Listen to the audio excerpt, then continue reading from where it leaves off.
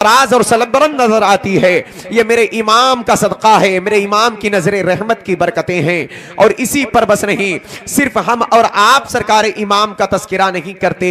आज मुहर्रमुल हराम का मुकद्दस महीना, जब माह मुहर्रमुल हराम का चांद तुलू होता है तो पूरे मुल्क में मशरिक व मगरिब में हर जगह या हुसैन की सदाएं गूंजती हैं। कुछ लोगों को ये बात अच्छी नहीं लगती, कुछ लोगों को ये नारे अच्छे नहीं लगते, कुछ लोगों को ये आवाज अच्छी नहीं लगती। बेखबर हैं वो इस्लाम की बुनियाद, इस्लाम के ईमान की हलावत उनके दिल में नहीं पनाह पाई है, क्योंकि वो बेखबर हैं। हुसैन क्या है? हुसैन के नाम की महफिलों का इनेकाद सिर्फ मौजूदा दौर की नित नई इजादात नहीं है, बल्कि 14 सदियों पहले मस्जिद नबवी शरीफ में मेरे इमाम की अजमत के खुतबे पढ़े जाते थे, मेरे इमाम के तराने गाए जाते थे, मेरे इमाम की मिदहत सराई की जाती थी। आप जानते हैं मेरे आका सल्लल्लाहु ताला अलैहि वसल्लम ने, सहाबा इकराम ने देखा है कि हसनैन करीमैन से कैसी मोहब्बत फरमाया है। हजरत अनस बिन मालिक रज़ी अल्लाह ताला अन्हु बयान फरमाते हैं कि मैंने देखा हर माँ बाप को बच्चों से प्यार होता है, माँ बाप बच्चों को चूमा करते हैं, कभी पेशानी का कभी रुखसार का बोसा लेते हैं, गले से लगाया करते हैं। लेकिन बच्चे कितना भी खूबसूरत हो, कोई माँ बाप अपने बच्चों के लुआब को नहीं चूसते, लेकिन ताजदारे कायनात को देखा है हमने, अल्लाह के नबी हुसैन के लुआब को ऐसे चूसा करते थे जैसे लोग खजूर की गुठली चूसा करते हैं।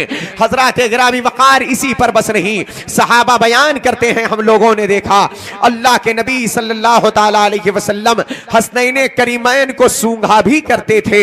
सरवरे कायनात सल्लल्लाहु ताला अलैहि वसल्लम सहाबी रसूल हजरत अबू अय्यूब अंसारी रज़ी अल्लाह ताला अन्हु जो मेजबान रसूल हैं, वो कहते हैं कि मैंने अल्लाह के नबी सल्लल्लाहु ताला अलैहि वसल्लम की बारगाह में हाजिरी दी तो मैंने देखा मेरे आका की बारगाह में हसनैन करीमैन जलवागर हैं। मैंने पूछा या रसूल अल्लाह क्या आप इनसे मोहब्बत करते हैं? सरकार ने फरमाया हाँ मैं इनसे मोहब्बत करता हूं। उसके बाद अल्लाह के नबी ने उनको सूंघा तो मैंने कहा आका आप इन्हें सूंघा करते हैं? सरकार ने फरमाया हाँ, अल हसन वल हुसैन हुमा रैहानी मिन दुनिया, ये मेरे दुनिया के दो फूल हैं। मतलब ये था इनसे खुशबू आती है, इनका जिस्म नाज़नीन महकता है। आका क्या आपके बेटों का जिस्म महकता था? क्या हसनैन करीमैन के जिस्म पाक से खुशबू आती थी?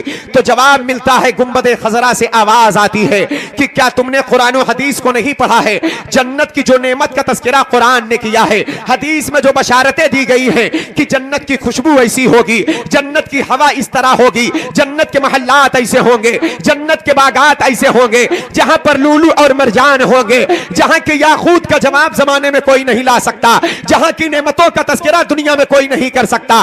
दुनिया की हर नेमत जन्नत की एक अदना नेमत के सामने फीकी है। अगर एक जन्नती मर्द किसी इलाके से गुजर जाए तो पूरी आबादी खुशबूदार हो जाए। अगर जन्नत का एक झोंका किसी शहर की तरफ आ जाए तो पूरा हवा खुशबूदार हो जाए। अगर कोई जन्नती इंसान किसी शहर से गुजर जाए, किसी गली से गुजर जाए, तो उस जन्नती के जिस्म की खुशबू की बरकत से पूरा समा महक जाए, पूरी फिजा महक जाए, पूरा शहर महक जाए, पूरा इलाका महक जाए। तो हसनैन करीमैन सिर्फ जन्नती जवान ही नहीं है, बल्कि इन्नल हसन वल हुसैन सैयदा शबाबी अहलिल जन्ना, ये तो जन्नती जवानों के सरदार हैं। जब जन्नती जवान का ये आलम है तो तमाम जवानों का जो सरदार है उसके बदन की खुशबू का आलम क्या होगा, उसके बदन की महक का आलम क्या होगा, उसके जिस्म नाज़नीन की खुशबू का आलम क्या होगा। नारे तकबीर, नारे रिसालत, जिक्र शुहदाए करबला, हजरत अल्लामा शहादत हुसैन साहब किबला, नारे तकबीर। क्या बात है रजा उस चमनिस्तान करम की, जहरा है कली जिसमें हुसैन और हसन फूल। मेरे आका इन्हें सूंघा करते थे। सरवरे कायनात सल्लल्लाहु ताला अलैहि वसल्लम कैसी मोहब्बत फरमाते थे। कभी लुआब पाक चूस रहे हैं, कभी अपनी ज़बान नबूवत को हुसैन के मुंह में डाल दे रहे हैं, कभी हसनैन करीमैन के जिस्म नाज़नीन को सूंघा जा रहा है।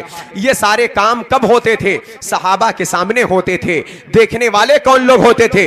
अबू बकर सिद्दीक होते थे, उमर फारूक आजम होते थे, उस्मान गनी होते थे, अशरे मुबशरा होते थे, असहाबे बदरो उहदो हुनैन होते थे, मेरे आका के जय्यद सहाबा होते थे, असहाबे सुफ़ा हुआ करते थे।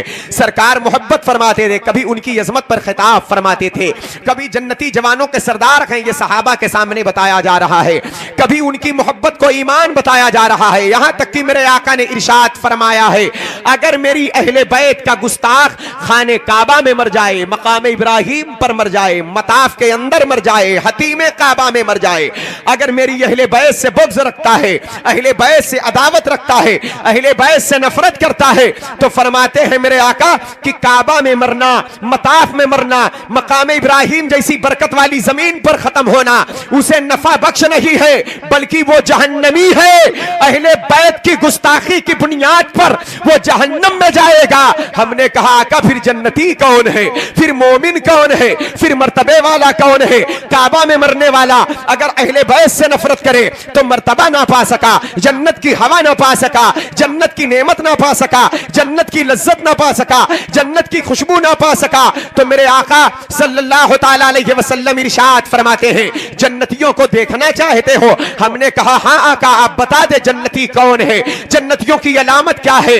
तो मेरे आका फरमाते हैं, मैं एक दरख्त हूं, मैं एक दरख्त हूं, मेरी बेटी फातिमा उसी दरख्त की टहनी, दरख्त की शाख है, मौलाए कायनात शेर खुदा उसी दरख्त के शगुफे हैं, हसनैन करीमैन उसी दरख्त के फल हैं, और इस दरख्त के जो पत्ते हैं वो सब इन पांचों से मोहब्बत करने वाले हैं, और ये सब के सब जन्नती हैं, ये सब के सब जन्नत में दाखिल होने वाले। क्या बात है, सुभान अल्लाह, सुभान अल्लाह, सुभान अल्लाह, सुभान अल्लाह, सुभान वाह।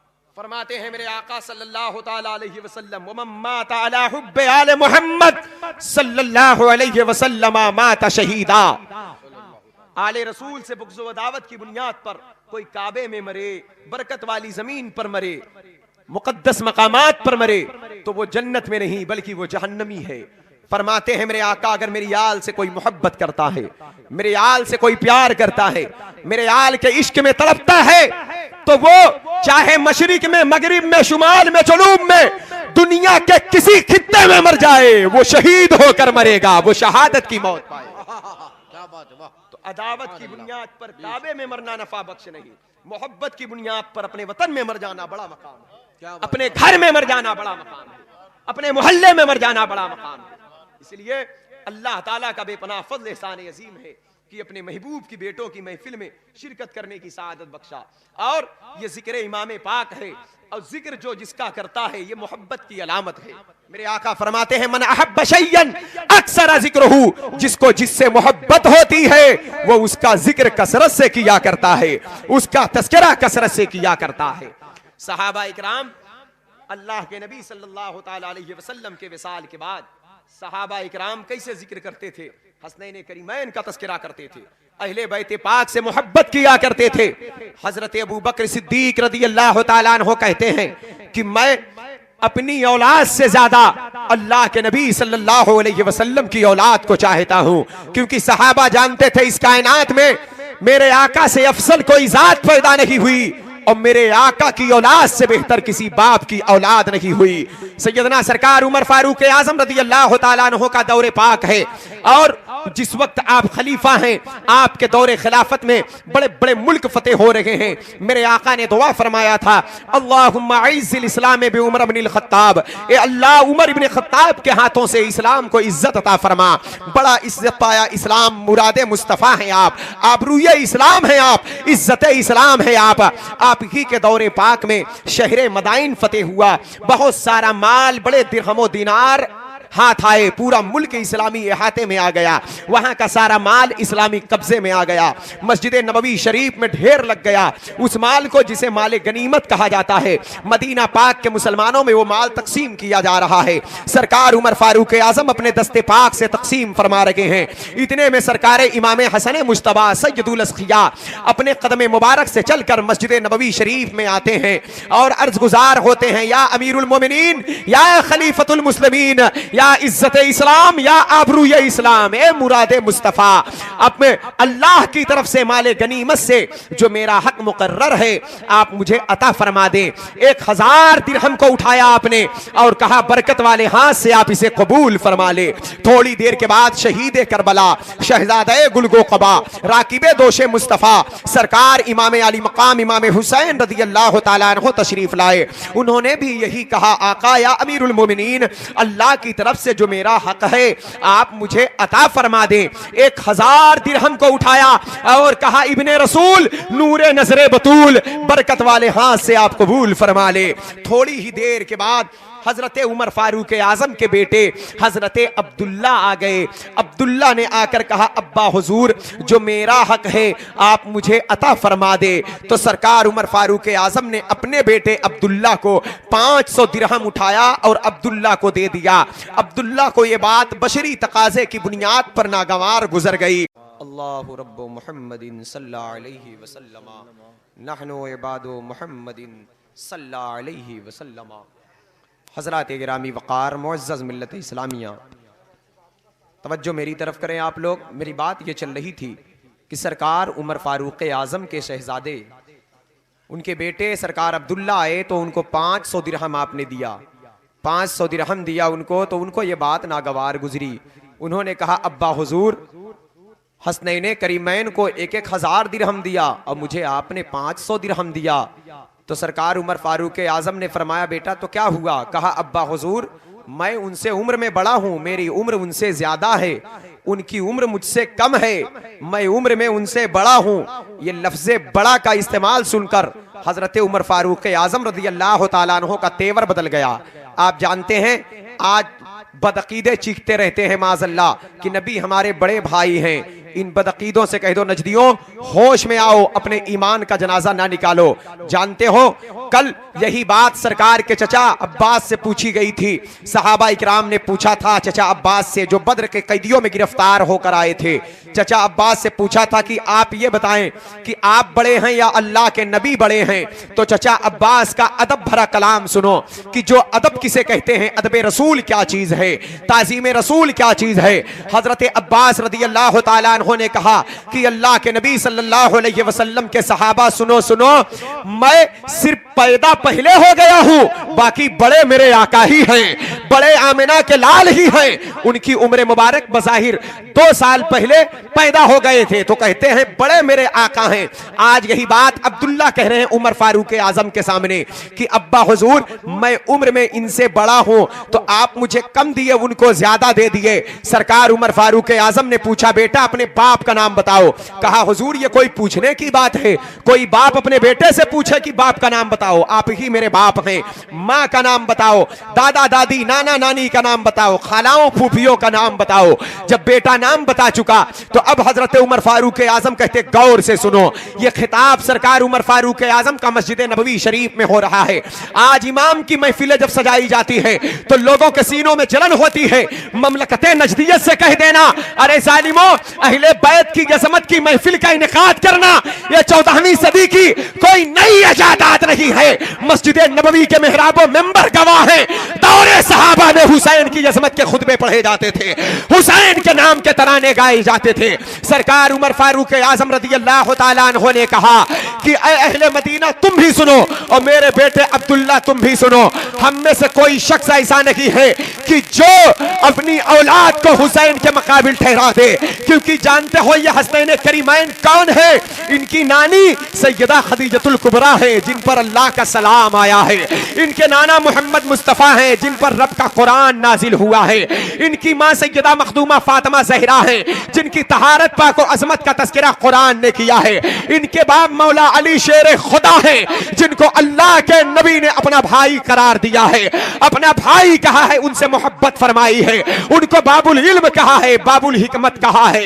वह मौलाए कायनात है। इनकी फूफी उम्मे हानी है, इनकी खालाएं रुकैया कुलसूम ज़ैनब है, इनके नानी खदीजतुल कुबरा है, नाना मोहम्मद मुस्तफ़ा है, मामू कासिम इब्ने रसूल है। ए बेटा अब्दुल्ला, बज़ाहिर तेरी उम्र ज्यादा है, रही बात बुलंदी की, मकाम की, बड़े होने की, तो हुसैन तुझसे बहुत बड़े हैं। हुसैन का मकाम तुझसे बहुत बुलंद है, हुसैन की शान तुझसे बहुत बुलंद है। नारे तकबीर, नारे रिसालत, जिक्र शुहदाए करबला, मकामे इमामे हुसैन, नारे तकबीर। कौनैन में बुलंद है रुतबा हुसैन का, फर्श जमी से अर्श तक शोहरा हुसैन का, बेमिसल है जहान में कुंबा हुसैन का, सुल्तान दो जहां है नाना हुसैन का। हजरत गिरामी वकार हजरत अब्दुल्ला सरकार उमर फारूक आजम के बेटे जो सहाबी रसूल हैं, बहुत बड़ा मकाम है इनका। वो बचपने की बात थी जो बशरी तकाजे की बुनियाद पर कहा, अब्बा हुजूर आप मुझे 500 दिरहम दिए, हसनैन करीमैन को 1000। तो हजरत उमर फारूक आजम ने यह खुतबा पढ़ा है हसनैन करीमैन का। अल्लाह तबारक व तआला जब किसी बात को कहलवाना चाहता है तो कहने कहलवाने का सबब खुद पैदा करता है। हजरत अब्दुल्ला ने यह मामूली सा एतराज किया था, आज कयामत तक के लिए फारूक आजम की जबान से हुसैन की अजमत के तराने सुनने में आ रहे हैं। आज की राफजियत की गर्दन कलम हो गई। पता क्या चला, अमीरुल मोमिनीन उमर फारूक आजम पर, अबू बकर सिद्दीक पर जो ये जालिम कौम इल्जाम आयद करती है कि ये गुस्ताखे अहले बैत थे, नहीं बल्कि ये गुस्ताखे अहले बैत रही थे। अहले बैत पाक से मोहब्बत करने वाले थे, अहले बैत पाक की अजमत पर खिताब किया करते थे, उनकी शान के कसीदे पढ़ा करते थे। हज़रात गिरामी वक़ार, और आगे चलें देखें, सरकार उमर फारूक आजम रज़ी अल्लाह तआला अन्हु ने अपने पाकीज़ा अमल से ये साबित कर दिया कि, और अपने खिताब से ये साबित कर दिया कि हुस्नैन करीमैन का मकाम बहुत बुलंद है। अल्लाह के नबी की औलाद सारे बाप की औलाद से बेहतर है, सरकार की औलाद तमाम औलाद से बेहतर है। तो मेरे आका ने जब ये जवाब दिया तो ये बात ईसाइयों को नागवार गुजरी, क्योंकि ईसाई चाहते ये थे कि अल्लाह के नबी ये कहें ईसा अलैहिस्सलाम खुदा के बेटे हैं माज़अल्लाह। जब ईसाइयों ने कहा, ऐ मोहम्मद सल्लल्लाहु अलैहि वसल्लम आप ये बताएं, अगर ईसा अलैहिस्सलाम को आप अल्लाह का बंदा कहते हैं तो क्या दुनिया में किसी ऐसे शख्स को देखा है जो बगैर बाप का पैदा हुआ हो? मेरे आका ने फरमाया, तुम्हारे नजरियात मैं समझ रहा हूं, जिस खुदा को, जिस माबूदे बरहक को तुम ईसा पैगंबर को खुदा का बाप ठहराने पर आमादा हो, जानते हो उसकी शान क्या है? लम यलिद वलम यूलद, वो पाक है, इससे ना वो किसी का बाप है ना उसका कोई बेटा है। हजरत गिरामी वकार ईसाई नाराज हुए तो अल्लाह रब्बुल इज्जत ने अपने महबूब पर एक हुक्म नाफिज फरमाया, फमन हाज्जक फीहि मिन बाद मा जाअक मिनल इल्म फकुल ताअलू नदउ अबनाअना व अबनाउकुम व निसाअना व निसाउकुम व अनफुसना व अनफुसकुम सुम्मा नबतहिल फनजअल लानतल्लाहि अलल काज़िबीन। ये आयत मुबाहिला नाज़िल हुई। रब्बे कायनात ने इरशाद फरमाया, महबूब तुम अपने ज़बान से शिकस्त दे चुके हो, मुनाज़िरे में ये मग़लूब हो चुके हैं, लेकिन ये अपने घिनौने करतूत से बाज नहीं आते, क्योंकि मेरे आका ने इरशाद फरमाया था कि ऐ लोगों, अगर तुम ईसा पैगंबर को बगैर बाप के नहीं तस्लीम करते तो आदम अलैहिस्सलाम तो बगैर माँ बाप के हैं, बगैर माँ बाप के हैं तो उनको तो खुदा का बंदा कहते हो। ईसा अलैहिस्सलाम को अल्लाह का बंदा क्यों नहीं तस्लीम करते? अगर ईसा को अल्लाह का बंदा नहीं मानते तो आदम अलैहिस्सलाम की आमद तो उनसे ज्यादा अजीब तर है। ये मेरे रब की कुदरत है। अल्लाह चाहे तो बगैर बाप के इंसान पैदा कर दे, चाहे तो बगैर माँ बाप के इंसान पैदा कर दे। वो चाहता है तो पहाड़ियों से ऊँटनी पैदा होती है, वो चाहता है तो एक नबी के कदम की बरकत से ज़मज़म पैदा हो जाता है। ये रब की कुदरत है, वो जब जैसा चाहे कर दे, उसके लिए कोई चीज बईद नहीं है, ये उसकी कुदरत के करिश्मे हैं। ईसा पैगंबर यकीनन अल्लाह के रसूल हैं, अल्लाह के नबी हैं, अल्लाह के बंदे हैं, बहुत बड़ी शान के मालिक हैं, रूहुल्लाह हैं। उनको अल्लाह ने मोजज़ा अता फरमाया है, मुर्दों को जिंदगी अता फरमाते हैं, अंधों को रोशनी अता फरमाते हैं, मरीजों को शिफा अता फरमाते हैं। उनके औसाफ, उनके कमाल बहुत हैं, उनकी शान बड़ी आला है, उनका मर्तबा बहुत बुलंद है। अब रही बात ये तुम उनको खुदा का बेटा कहते हो, इस जुमले की बुनियाद पर तुम काफिर हो गए, तुम ईमान वाले नहीं हो। ईसा अलैहिस्सलाम को तुम तकलीफ देते हो। ईसा पैगंबर जिस रब के नबी बनकर आए तो वो रब बाप होने से पाक है, बेटा होने से पाक है, उसको तुम बाप ठहराते हो। आओ मैं तुम्हें मुबाहिले की दावत दे रहा हूं, अगर तुम मेरी बात को हक तस्लीम नहीं करते तो अल्लाह ने फरमाया, महबूब इनसे कहो कि ये अपनी जान के साथ आए और अपनी औरतों को लेकर आए, अपने बेटों को लेकर आए, आए, अपने मर्दों को लेकर आए, आप भी अपनी औरतों को लेकर जाएं, आप भी अपने बेटों को लेकर जाएं, आप भी अपने मर्दों को लेकर जाएं। तो मेरे आका सल्लल्लाहु ताला अलैहि वसल्लम की इस आवाज को सुनकर सैकड़ों हजारों ईसाई अपनी औरतों को, अपने बच्चों को, अपने मर्दों को लेकर मैदान में आए मुबाहिला के लिए। मतलब यह था कि तुम हमें कज़्ज़ाब कहो, हम तुम्हें कज़्ज़ाब कहें, तुम हमें लानती कहो, हम तुम्हें लानती कहें। जिसको अल्लाह का अजाब आकर पकड़ लेगा वही समझ लो झूठा है, और जो अजाब इलाही से बचा रहा वो समझ लो सच्चा है। मेरे आका ने बहुत बड़ी जमात नहीं लिया था, बल्कि औरतों में से इंतखाब मखदूम-ए कायनात सय्यदतिन निसाइल आलमीन सैयदा फातिमा ज़हरा का किया था। मर्दों में से इंतखाब मेरे आका ने मौला अली शेर खुदा का किया था, और बेटों में से इंतखाब इसलिए मेरे आका के हसनैन करीमैन बेटे भी हैं। कुरान ने जब बेटा लाने को कहा है तो सरकार अपने बेटे हसनैन करीमैन ही को लेकर गए थे। मेरे आका ने इरशाद भी फरमाया है कि हर बाप की औलाद उसके पुश्त में रहती है, मेरी औलाद अली के पुश्त में है। हर बाप की नस्ल उसके बेटों से चलती है, मेरी नस्ल मेरी बेटी फातिमा से चलेगी। इसलिए हसनैन करीमैन सिर्फ मेरे आका के नवासे ही नहीं बल्कि मेरे मुस्तफा के बेटे भी हैं, वो मेरे आका के लाडले भी हैं। सुभान अल्लाह, सुभान अल्लाह, सुभान अल्लाह, वाह या रसूल अल्लाह। सरवरे कायनात सल्लल्लाहु ताला अलैहि वसल्लम ये मुबारक ग्रुप लेकर चलते हैं।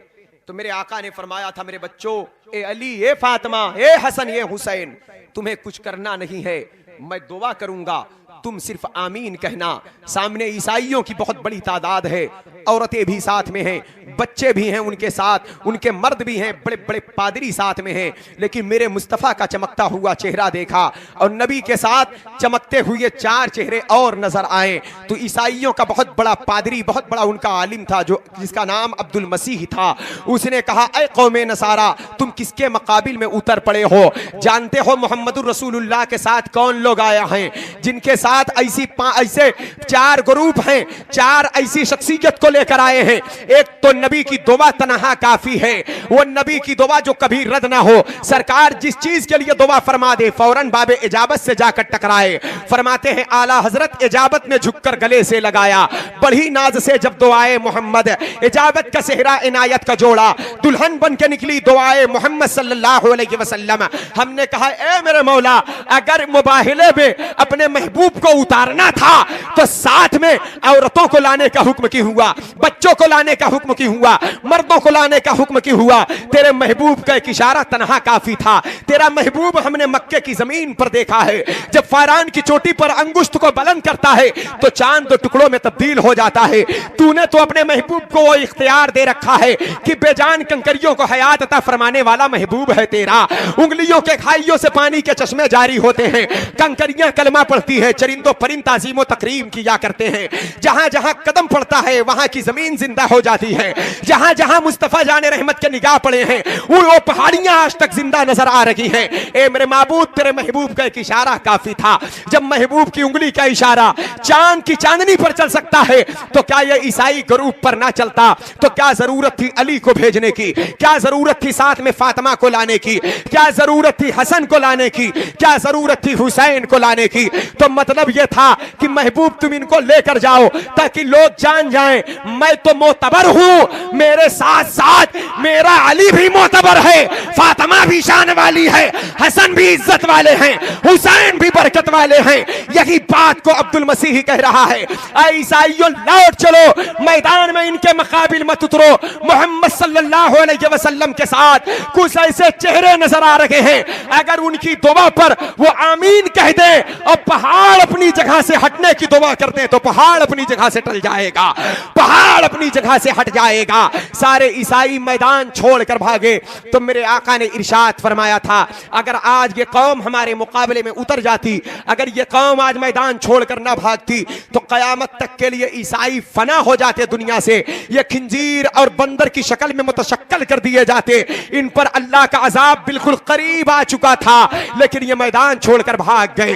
तो पता क्या चला मेरे आका ने मुतअद्दिद मकामात पर अहले बैत की अज़मत को साबित फरमाया है कि लोग पहचाने अली के मकाम को, लोग जाने फातिमा की मंजिल क्या है, लोग समझे हसनैन करीमैन का मकाम क्या है, क्योंकि इनके आमीन की ताकत दिखाना था, इनके आमीन की पावर दिखाना था कि ये जिस चीज पर, जिस दुआ पर आमीन कह दे, जिस दुआ पर आमीन कह दे, अगर पहाड़ को हटने के लिए कह दे तो पहाड़ अपनी जगह से हट जाए। जब फातिमा की दुआ पर पहाड़ टल सकता है, अली के कहने से पहाड़ खसक सकता है, हसन के इशारे से पहाड़ हट सकता है, हुसैन के कहने से पहाड़ हट सकता है। माना कि यजीदी के पास बहुत बड़ी ताकत है, माना यजीदी बहुत असलहा लेकर आए थे, बहुत बड़ी तादाद के साथ मैदान में उतरे थे, बहुत बड़ी कुव्वत के साथ मैदान में उतरे थे, लेकिन पहाड़ से ज्यादा ताकतवर तो नहीं थे, पत्थरों की चट्टान से ज्यादा तो ताकतवर नहीं थे। अब पहाड़ हुसैन के कहने पर चलेगा, पहाड़ हुसैन के कहने पर रक्स करेगा, पहाड़ हुसैन के कहने से खसक जाएगा। यह मैं नहीं कह रहा हूं, बल्कि यह गैर कौम बोल रही है जो हुसैन पर ईमान भी नहीं रखती, एक गैर कौम की आवाज है जो हुसैन के नाना का कलमा भी नहीं पढ़ते हैं। यह अब्दुल मसीह बोल रहा है, यह नजरान के ईसाइयों की आवाज है, यह नजरान के ईसाइयों की पुकार है। तो पता क्या चला, ए हुसैन, जब आप इतने पावरफुल हैं तो करबला में खामोश क्यों खड़े हैं, करबला में ताला क्यों लगा दिया है, करबला में सारी कुव्वतें आपकी नजर क्यों नहीं आ रही हैं? अली अकबर की शहादत हो रही है, कासिम की जिंदगी लुट रही है। तो जवाब मिलता है, सुनो सुनो, अब अगर करबला के मैदान में मैं अपनी ताकत और कुव्वत का मुजाहिरा करता तो तुम्हारी करामतों में से करामत का इजाफा हो जाता, तुम मुझे देखते, तुम्हारे दिल को सुकून तो मिल जाता। लेकिन करबला में करामत दिखाने में नहीं आया हूं, इतनी करामतों को तुमने देखा, क्या तुम्हारा पेट अभी तक नहीं भरा है? मदीने की जमीन से लेकर के तुम मेरे नाना की जिंदगी देखो, मेरी माँ की जिंदगी देखो, कभी दुआ से जन्नत से जोड़े आ रहे हैं और कभी मेरी माँ की दुआ से जन्नत की नेमत खाना आ रहा है। अब रही बात हमारे भाई की, तो बेशुमार करामतों का ज़हूर हुआ है। मेरे बाप मौला अली शेर खुदा की वो जात है जिनको इमामुल औलिया कहा जाता है, कदम कदम पर बरकतें ही बरकतें नजर आ रही हैं। उस बाप का बेटा हूं कि आज जिस फुरात पर ये कब्जा करके बैठे हैं, वो फुरात मेरे बाप के इशारे पर चलता है। क्या वो तारीख या कूफा की काम भूल गई जब फुरात के दरिया ने अपनी सुल्फे को बिखेर दिया था और लोगों की खेतियां सड़ रही थी, बर्बाद हो रही थी? तो यही कूफे के बाशिंदे थे, यही कूफे के लोग थे, इन्हीं के आबाओ अजदाद थे। मेरे बाप के पास आकर कहते थे, सरकार आप तौबा कर दे, ये सैलाब थम जाए, वरना हमारी खेतियां सड़ जाएगी, बच्चे हमारे भूखे मर जाएंगे, एक एक दाने एक एक अनाज के लिए ये काम तरस जाएगी। तो वालिदे बुजुर्गवार ने नाना जान का जुब्बा मुबारक पहना था और हम दोनों भाइयों को भी साथ लिया था, हाथ में असा मुबारक लिया था और दरियाए फुरात के किनारे आकर वालिदे बुजुर्गवार ने 2 रकत नमाज अदा फरमाई थी। उसके बाद अपने असा को फुरात के अंदर डाला था और एक लकीर खींचा, कहा कि फुरात कम हो जा, तो जहां लकीर खींचा उतना पानी फौरन कम हो गया। तो लोगों से पूछा, इतने में जरूरत पूरी हो जाएगी? लोगों ने कहा, सरकार और कम कर दें। तो आपने फिर एक लकीर खींचा, कहा अब तो तुम्हारी खेतियों का नुकसान नहीं होगा। लोगों ने कहा, हुजूर अब खेतियों का नुकसान नहीं होगा। तो हजरत गिरामी वकार बाज मुअर्रिखीन का कहना है, मौलाए कायनात शेर खुदा फातिह खैबर दामाद रसूल ने आज से 1400 बरस पहले फुरात पर जहां पर लकीर खींचा था, आज तक उसके ऊपर पानी नहीं बहा है, आज तक उसके ऊपर पानी नहीं गया। मैं उस बाप का बेटा हूं, मैं उस बाप का बेटा हूं। तो क्या ये यजीदी आपके सामने है, आपके बच्चों को कुर्बान किया जा रहा है, तो आप खामोश क्यों खड़े हैं? आप सब्र और इस्तिकामत की चट्टान बन करके यजीदियों के मुकाबिल में उस पहाड़ को क्यों नहीं बुलाते? हजरत गिरामी वकार तो जवाब मिला कि ये करामतें तो मेरे बच्चे क़यामत तक दिखाते रहेंगे, कभी गौसे आजम के रूप में देखोगे, कभी गरीब नवाज के रूप में देखोगे, लेकिन मैं यहां जो इस्तिकामत छोड़कर जा रहा हूं, इस इस्तिकामत को सबसे बड़ी करामत कहते हैं।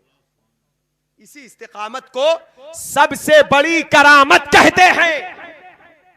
तुम दीन पर कायम रहो और जब तुम पर मुसीबतें आए तो सब्र करो, जब तुम पर जुल्म हो तो सब्र करो, जब परेशानियां आए तो अल्लाह की रजा पर राजी रहो, साबिर और शाकिर रहो। अगर तुम्हारी जिंदगी ये है तो ये सबसे बड़ी करामत है।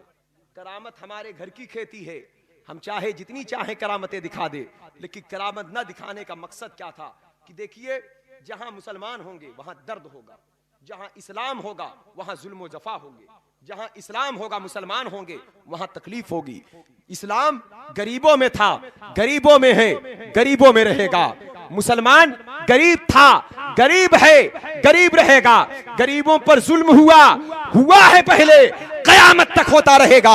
यह जुल्म कभी असहाबे बद्र पर हुआ, कभी मक्का शरीफ के बाशिंदों पर हुआ, और यही कुफ्फारे मक्का ने कभी मदीना पाक की जमीन पर चढ़ाई किया है, और आज यही इस्लाम मेरे सामने आया है।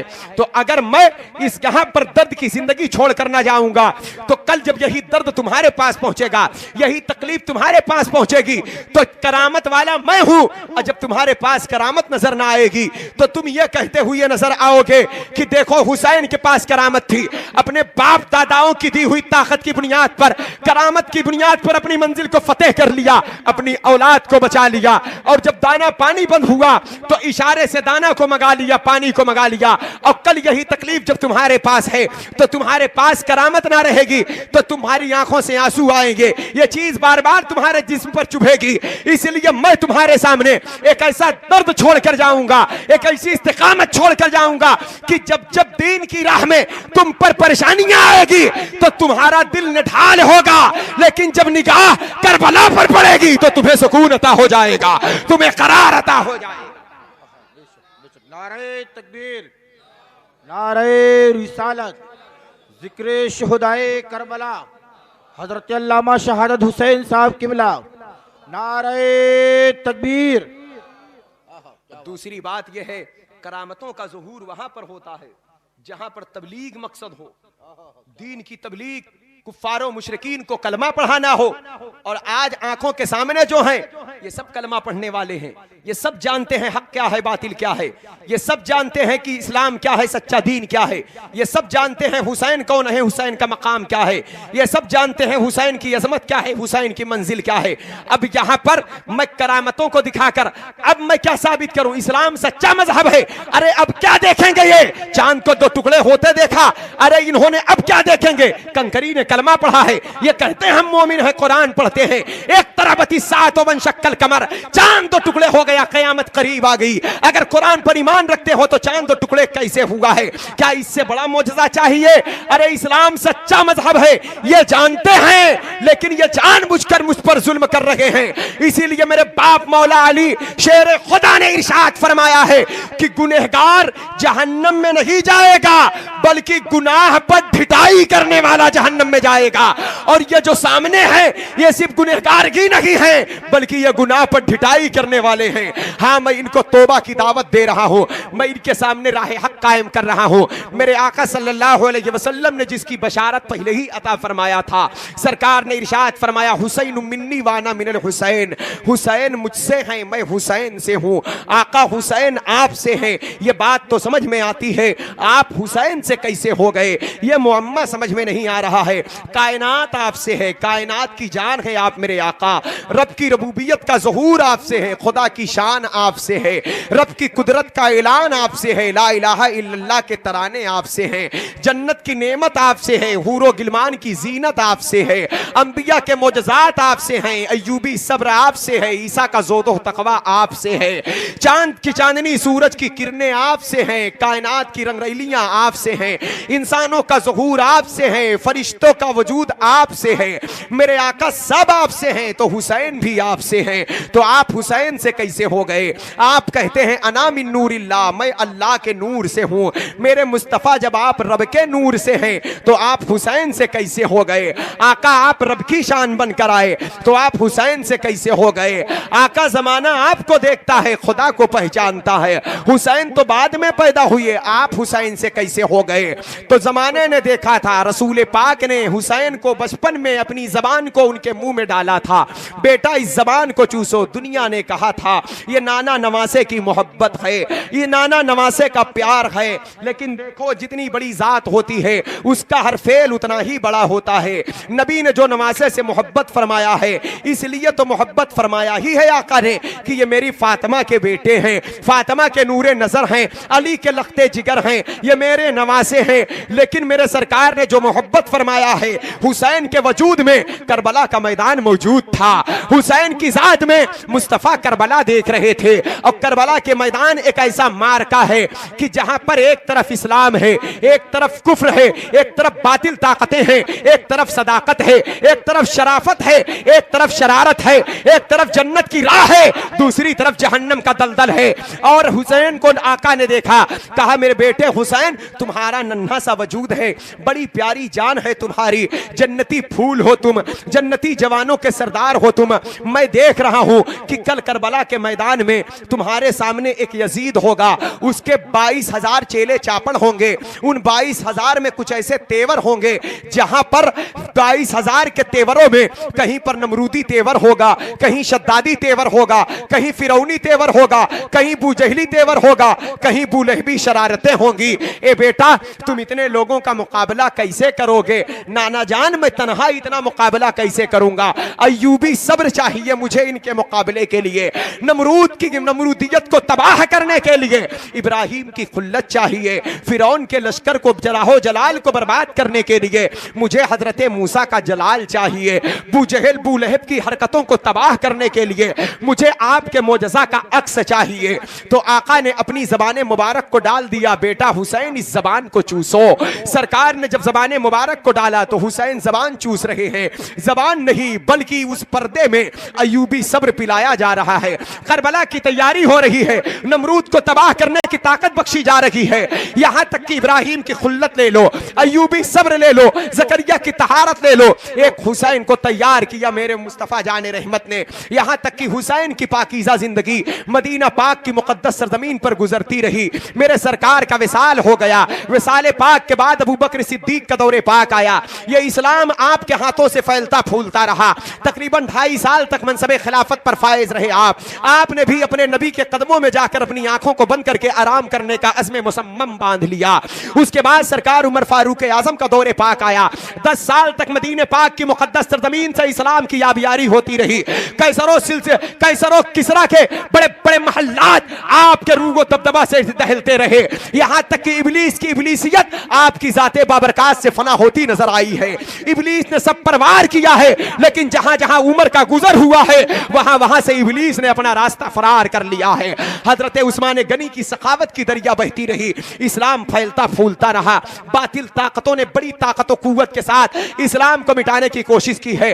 कभी राफिजियत ने अपने आप को हक पर साबित करने के करके मौलाए कायनात शेर खुदा को खुदा का बेटा या खुदा कह दिया है।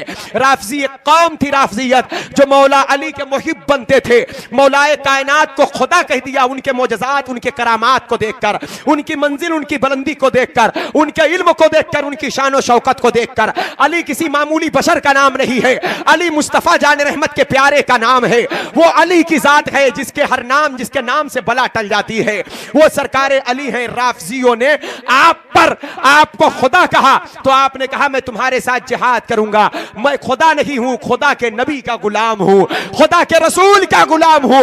लेकिन लोग आमादा रहे, बात मानने पर तैयार ना हुए। तो सरकार अली ने एक आग लगवाया और आग में लगवा कर तकरीबन हजारों राफिजियों को जलवा दिया था मौलाए कायनात ने, और ऐलान कर दिया था कि जो मुझे खुदा कहेगा मैं उसे आग लगवा कर जला दूंगा। तो जो राफिजी बचे थे कहते थे यही तो खुदा होने की एक अलामत और है, अब तक तो हमारा ईमान कच्चा था, हम और पक्के हो गए। कहा यह कैसे? कहा जलाना खुदा ही का काम है। ये राफिजी जालिम थे जो अली को खुदा कह रहे थे, और एक खारजी ग्रुप आ गया था जो अबू बकर उमर को तो मान रहा था लेकिन अली की जात को नहीं मान रहा था, अली की यज़मत को नहीं मान रहा था। यहां तक कि मौला अली को माज़अल्लाह काफिर कह दिया। सरकार अली ने उनके साथ भी जिहाद फरमाया। यहां तक कि वही खारजियों के ग्रुप का एक बदबख्त शख्स था जिसका नाम इब्ने मुल्जिम था, वो मौलाए कायनात पर वार करके उनको शहीद किया है। ये खारजियों ने शहीद किया है। राफिजियों का फितना सामने है, खारजियों का फितना सामने है। मेरे आका के मुकद्दस सहाबा खुलफाए अरबा ने अपनी ताकत और कुव्वत, खुदा की दी हुई शान और शौकत से इसे कुचल दिया है और इस्लाम को पाक किया, तैयब व ताहिर किया है। ये इस्लाम पूरी कामयाबी कामयाबी के साथ रवा दवा है। लेकिन जैसे ही सरकार अमीर माविया रज़ी अल्लाह तआला अन्हु का विसाल पाक हो रहा है, यजीद व पलीद ने शख्सी हुकूमत को कायम करके इस्लाम की आबरू से खिलवाड़ करने की कोशिश किया है, इस्लाम की हुर्मत को पायमाल करने की कोशिश किया है। तारीख बताती है यजीदी दौर में शराबें इतनी कसरत से पी जा रही थी कि दुनिया में कभी शराबें इतनी कसरत से नहीं पी गई। सगी फूफी के साथ ये जालिम निकाह करके बैठ गया था, जो कि कुरान ने कहा है हुर्रिमत अलैकुम उम्महातुकुम व बनातुकुम व अखवातुकुम व अम्मातुकुम व खलातुकुम व बनातुल अख व बनातुल उख्त। खलाओं से, माओं से, बहनों से, फूफियों के साथ कुरान ने निकाह को हराम किया है। लेकिन ये जालिम सगी फूफी से निकाह करके बैठा था। ये अय्याश था, बदकार था, शराबी था, गंदे लोगों को इज्जत देता था, अच्छे लोगों से नफरत किया करता था। और इसी आलम में सरकार इमाम से बैयत का मुतालबा किया है।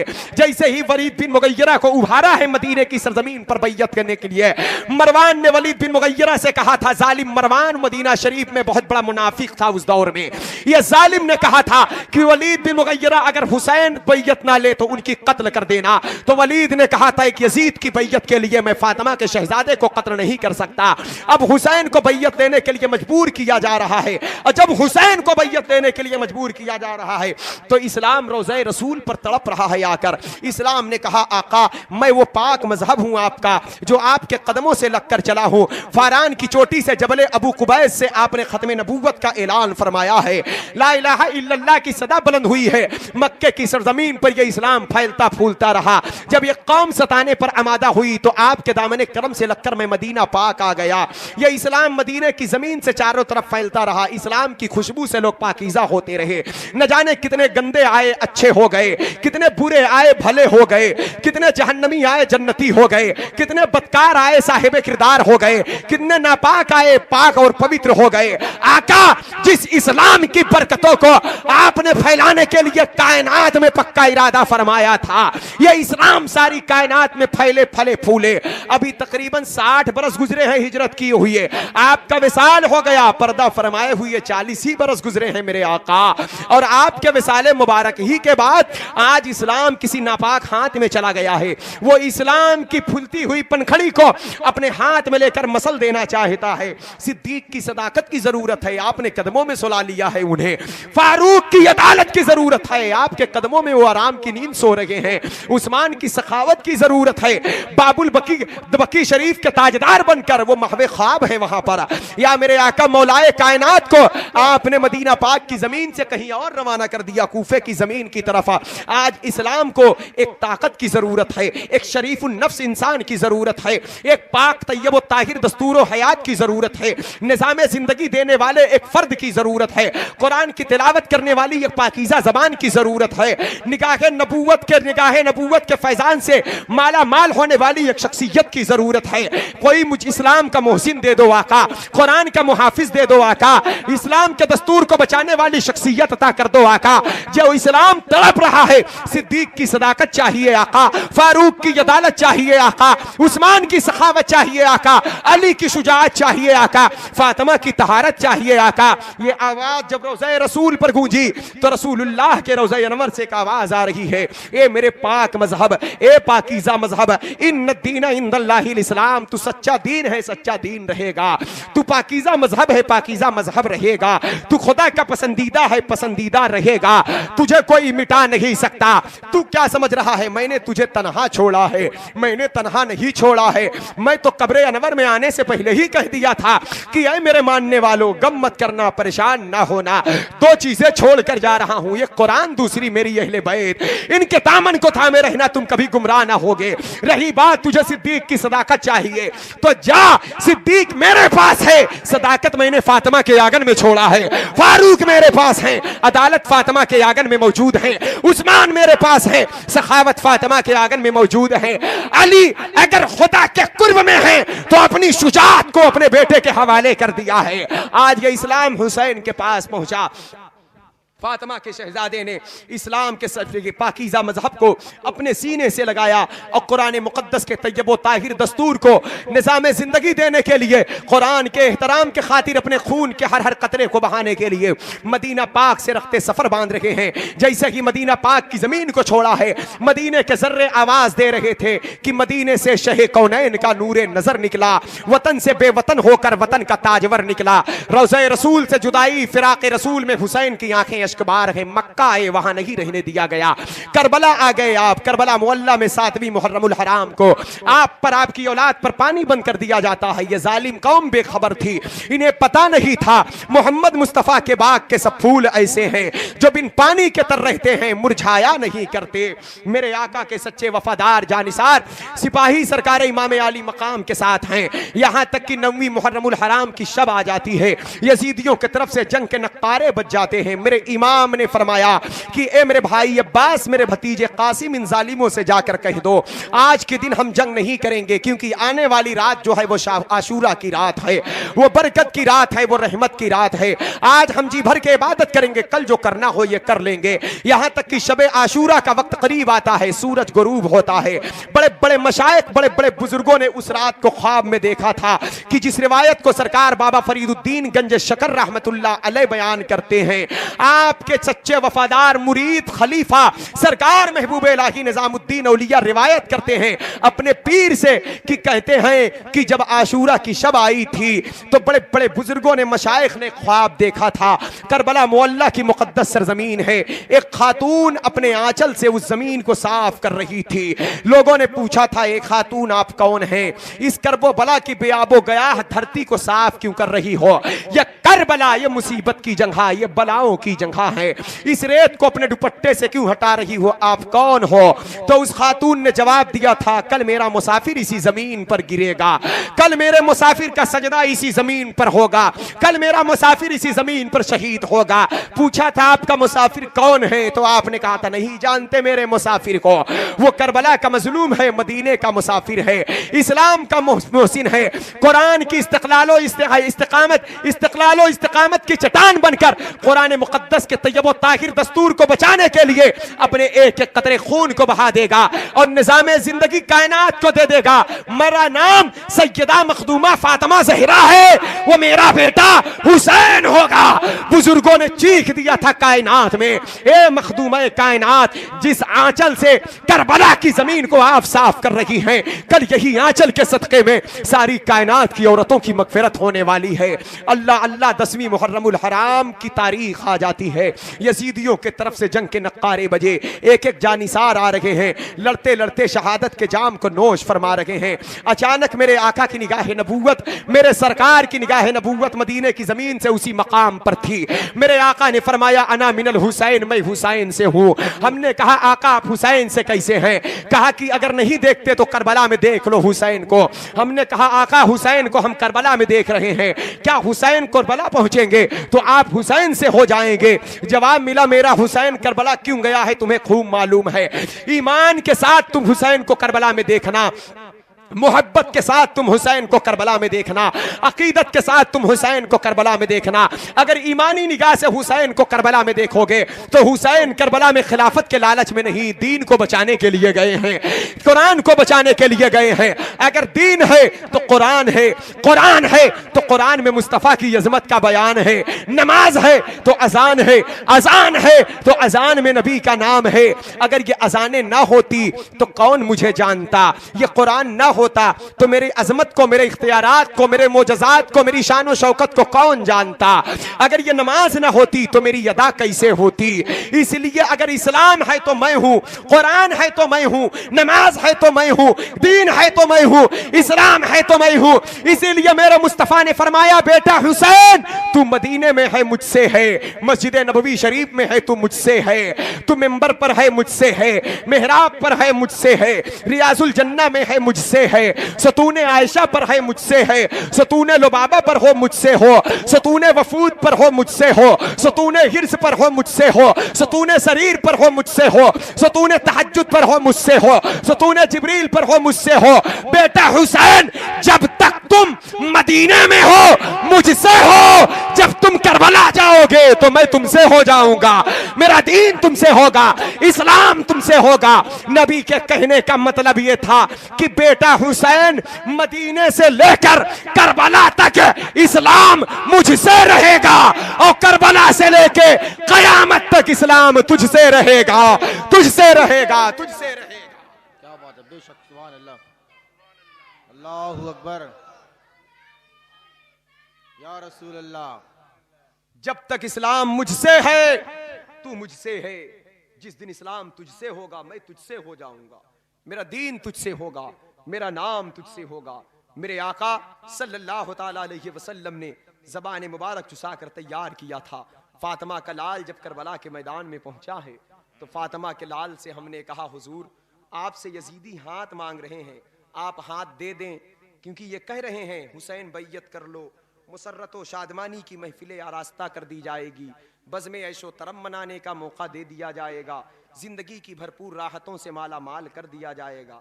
आप हाथ दे दे और मदीना पाक जाकर इनकार कर दें। शरीयत का यह हुक्म यह भी है, आप बानिया इस्लाम के बेटे हैं, आप सरकारे बाबुल इल्म के बेटे हैं, मौलाए कायनात के चहीते, इल्म आपका है, सब आपके सदक़े में जो लोग पाते हैं। इल्म अली के वारिस तो सही आप ही हैं मेरे आका हुसैन। आखिर शरीयत का कानून ये है, अगर कोई जालिम कौम जुल्म करे, शराब पीने पर मजबूर करे और कहे कि गर्दन मार दी जाएगी, वरना शराब पी लो या शराब पियो या जान बचाओ, तो शराब पीना हराम है, जान बचाना फर्ज है। फिक़ा का कानून एक ये भी है कि ऐसे मौके पर फर्ज की अदायगी के लिए, जान बचाने के लिए दिल से नफरत करते हुए शराब पी लो और बाद में तौबा करो, क्योंकि ये जायज है, उस वक्त शरीयत की इजाजत देती है। ए हुसैन, अगरचे माना हमने यजीद के हाथ में हाथ देना हराम है, क्योंकि वो नापाक था, नजिस था, जानी था, बदकिरदार था, शराबी था, बेनमाजी था, फासिक है, फाजिर है, लईन है, लेकिन सामने आपके अली अकबर की जिंदगी का मसला था, कासिम की जवानी का मसला था, भाई अब्बास के बाजू का मसला था, आउन और मोहम्मद के प्यारी प्यारी जानों का मसला था। जनाबे हुर बिन रियाही शहीद हो जाएंगे, वहब बिन उबैदुल्लाह कल्बी शहीद हो जाएंगे, जनाबे मुस्लिम इब्ने औसजा शहीद हो जाएंगे, जनाबे कैस की शहादत हो जाएगी, आपको भी शहीद कर दिया जाएगा। आपको जान बचाने के लिए आप हाथ में हाथ दे देते और यजीद की बैयत कर लेते, मदीना पाक आकर इनकार कर देते। मेरे आका हुसैन, आपने ऐसा क्यों नहीं किया? तो जवाब देते हैं मेरे सरकार हुसैन आजम कि सुनो सुनो, करबला का मैदान देख रहे हो, यहां पर मैं जान बचाने नहीं आया था। ये जो फिका का कानून तुम बता रहे हो, अरे ये जान बचाने का मसला है। अगर सिर्फ जान की बात होती तो कौन हमें मार सकता था? अगर सिर्फ जान की बात होती तो एक अकबर 22,000 पर काफी था। अगर जान की बात होती तो एक कासिम की जिंदगी काफी थी, एक अब्बास के बाजू काफी थे, हमारा एक हुर काफी था, एक हुसैनी तेवर काफी था, एक हुसैनी रंग काफी था। अरे करबला के मैदान में हम जान बचाने नहीं, इस्लाम बचाने आए हैं। अगर जान बचाना होता तो जान तो बच जाती, इस्लाम कैसे बचता? इस्लाम हुसैन का खून चाहता था, अली अकबर का लहू चाहता था, अली अकबर के खुशखलकुम का तीर चाहता था। इस्लाम यही चाहता था कि सकीना की आहें मेरे साथ हो ताकि मुझे कुव्वत अता हो जाए, ज़ैनब के आंसू मेरे साथ हो, आन और मोहम्मद की शहादत मेरे साथ हो। इसलिए इस्लाम को चाहने वाला मुझसे ज्यादा कौन मिलेगा? मैं तो मुहाफिज़े कुरान बनकर, इस्तिक़लाल और इस्तिक़ामत की चट्टान बनकर मैदान में आया था। इस्लाम की तरफ आने वाले हर तीर को अपने सीने पर रोक कर इस पाक मजहब की मैं हिफाजत कर रहा था। इसलिए मैं अपनी जान से ज्यादा इस्लाम को चाहता था। इसलिए बज़ाहिर तारीख़ करबला जो ये नक्शा पेश करती है कि करबला में हुसैन हार गए हैं। हमेशा आपने जंग का पहलू देखा होगा कि जो मर जाता है उसकी हार कही जाती है, जो जिंदा रहता है उसकी जीत कही जाती है। लेकिन करबला के मैदान में ये कैसी जीत है हुसैनियों की? हुसैन शहीद हो गए फिर भी जीत हो गई, अली अकबर शहीद हो गए फिर भी जीत हो गई, कासिम शहीद हुए फिर भी जीत हो गई। याद रखना, जिस मकसद के तहत जो जंग होती है उस मकसद में अगर कामयाबी मिल जाए तो समझो कि जीत हो गई है। अगर हुसैन जान बचाने गए होते और ना बचा पाते तब हम कहते हुसैन हार गए हैं, हुसैन को शिकस्त हुई है, हुसैन कामयाबी को नहीं पहुंचे हैं, हुसैन कुरान बचाने गए थे। तो क्या अब इससे बड़ी और कोई दलील होगी? एक फातिमा का लाल कुरान के खातिर करबला में शहीद हुआ है। आज पूरी दुनिया में हर घर में कुरान नजर आ रहा है, हर मस्जिद में कुरान नजर आ रहा है, हर बच्चे की जबान पर कुरान की तिलावत नजर आ रही है।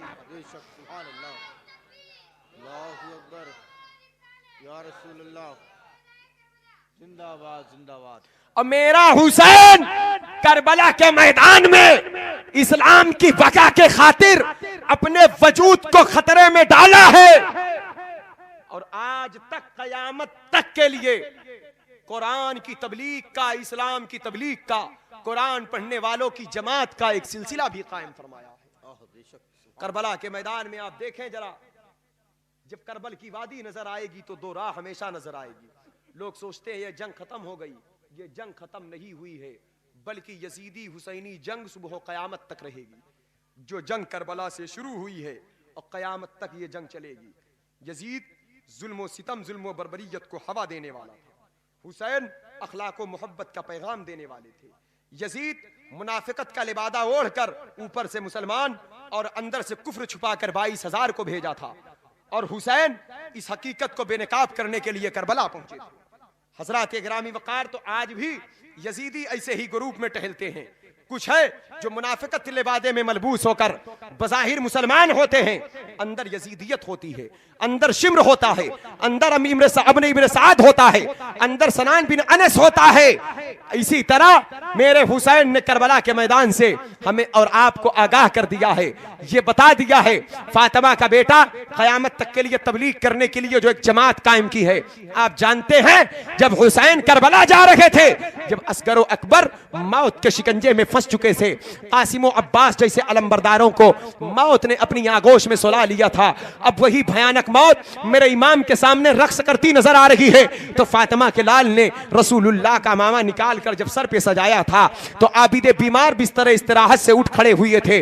अर्ज किया था, आका हुजूर, अब्बा हुजूर, मेरी मौजूदगी में आप करबला नहीं जाएंगे, करबला मैं जाऊंगा। सरकार इमाम ने फरमाया था, बेटा मैं तुझे करबला जाने की इजाजत नहीं दूंगा, करबला तेरी मंजिल नहीं, करबला मेरी मंजिल है, मदीना तेरी मंजिल है। हमने कहा, आका हुजूर, आखिर आबिद बीमार को करबला जाने की इजाजत क्यों नहीं दी जा रही है? अगर आबिद को रोकना है तो किस मकसद के तहत रोका जा रहा है? तो तारीख ये बता रही है कि बेटा तुम्हारी फूफी साथ में है, माए साथ में है, तुम्हारी बहन साथ में है, इनको लेकर मदीना शरीफ कौन जाएगा? ये तारीख करबला बोल रही है। लेकिन हमारा ईमान क्या बोल रहा है? ए हुसैन, अगर फूफी को मदीना ले जाने के लिए बेटे को रोका था तो अली अकबर को उनकी जगह क्यों नहीं रोक लिया? जनाबे कासिम को रोक लिया होता, भैया अब्बास को रोक लिया होता, फरजंदाने अकीलो अली को रोक लिया होता, जाफर तैयार के बेटों को रोक लिया होता, वफा परवर साथियों को रोक लिया होता। आखिर जो किसी की हिमायत और मददगार हो तो जरूरी है कि वो ताकत वाला हो, वो कुव्वत वाला हो। आपका बेटा अली अकबर जवान था, कासिम के बाजुओं में कुव्वत थी, एक आबिद के सामने इतना कम होगा, वो बीमार है, बिस्तर इस्तिराहत पर तड़प रहा है, और ज़ैनब की भी हिफाजत करनी है। तीन माए हैं, रुबाब हैं, शहरबानो 3 माए हैं, जनाबे कासिम पाक की वालदा हैं, जनाबे कुलसूम हैं, शहरबानो हैं, और कुछ कनीजे हैं, कुछ वफा परवर मुहिब्बाने अहले बैत की खवातीने अहले बैत की बांदियां हैं, उनसे मोहब्बत करने वाली पाकीज़ा खातून हैं। आखिर ये 14 अफराद का मुस्तमिल काफिला जो कैदी बनने वाला है, जो जंजीरों में जकड़ा जाने वाला है, जो ऊंट की नंगी पुश्त पर सवार होने वाला है, आखिर ए आका हुसैन एक आबिद कमजोर के हवाले इतनी जिम्मेदारी क्यों देकर जा रहे हैं? आप आबिद को करबला उतार देते। अगर अब रही बात यह कि जिहाद में कमजोरों को नहीं भेजा जाता, जिहाद में जवानों को भेजा जाता है, ताकतवरों को भेजा जाता है, कुव्वत वालों को भेजा जाता है, तो हम आपसे पूछेंगे, आप जरा ये बताएं, वही करबला की कोक से पूछें कि अगर हुसैन कमजोरी की बुनियाद पर आबिद को इजाजत नहीं दिए तो आउन और मोहम्मद तो बच्चे थे, कैसे इजाजत मिल गई? मुस्लिम इब्ने औसजा का बेटा 7 साल का था जब हुसैन के सामने शहादत की भीख मांग रहा था, तड़प रहा था कि आका हुसैन करबला जाने की इजाजत दे दो, तो आपने कहा था बेटे तुझे करबला जाने की इजाजत नहीं दी जाएगी, तेरी उम्र कच्ची है, तू छोटा है, बच्चे जिहाद में नहीं जाया करते। तो बेटे ने कहा था आका हुजूर इजाजत दे दो, मैं शहादत का जाम चाहता हूं, शहादत की लज्जत चाहता हूं, शहादत की तिश्नगी को पाकर कयामत तक के लिए अपनी प्यास को बुझाना चाहता हूं, शहादत पाकर कौसर का चश्मा पाना चाहता हूं। तो आका हुजूर आपने कहा था मां से इजाजत तलब कर लो, मैंने कहा था अम्मी ने इजाजत दे दिया है, मेरी मां ने ही सर पे अमामा बांधा है, मेरी मां ने ही हाथ में तलवार अता फरमाई है, तो आपने कहा कि बे बाप से इजाजत ले लो। तो मैंने एक कटे हुए सर की तरफ देखा तो मेरी आंखें अश्कबार हो गई, फिर कहा आका इजाजत दे दो, आपने कहा बाप से इजाजत ले लो, मैंने कहा आका इजाजत दे दो, आपने कहा बाप से इजाजत ले लो, फिर आपने कहा बेटा तेरे बाप का नाम क्या है? जैसे ही आपने नाम पूछा था तो एक मर्दे मुजाहिद का कटा हुआ सर जो आपके कदमों में रखा हुआ था, ताजा लहू टपक टपक कर करबल की जमीन को सुर्ख कर रहा था। मैंने उस चेहरे को देखकर कहा आका हुजूर इजाजत आप दो, मेरे बाप की रूह मुझसे पुकार कर कह रही है बेटा मैं तुझे इजाजत दे रही हूं, फातिमा के लाल की असमत पर कुर्बान हो जा। तो आपने कहा तुम्हारा बाप कौन है? तो मैंने कहा जिस मर्द मुजाहिद का कटा हुआ सर आपके कदमों में रखा हुआ है वो जनाबे मुस्लिम इब्ने औसजा है, मैं उन्हीं का बेटा हूं। तो फातिमा के लाल ने बच्चे की पेशानी को चूमा था, सर पे हाथ रखकर दुआओं से नवाजा था, बच्चे ने अलविदाई सलाम करके कदमे पाक का बोसा लिया था, कदम बोसी करके जब करबला की तरफ रखते सफर बांधा है। तो ये हुसैन ये अपनी मर्जी से नहीं जा रहा था, आपके इशारे पर जा रहा था, अपनी मर्जी से नहीं जा रहा था, आपकी दुआ लेकर जा रहा था, अपनी मर्जी से नहीं जा रहा था, आपकी इजाजत लेकर जा रहा था, अपनी मर्जी से नहीं जा रहा था, आपके करम के सहारे जा रहा था, अपनी मर्जी से नहीं जा रहा था, इस्लाम की बका कुरान के तहफ्फुज के खातिर जा रहा था। और इस्लाम की बका की तरफ वही कदम उठता है जो आपकी मर्जी से होता है, कुरान की हिफाजत के लिए वही कदम चलते हैं जो आपके इशारे पर हुआ करते हैं।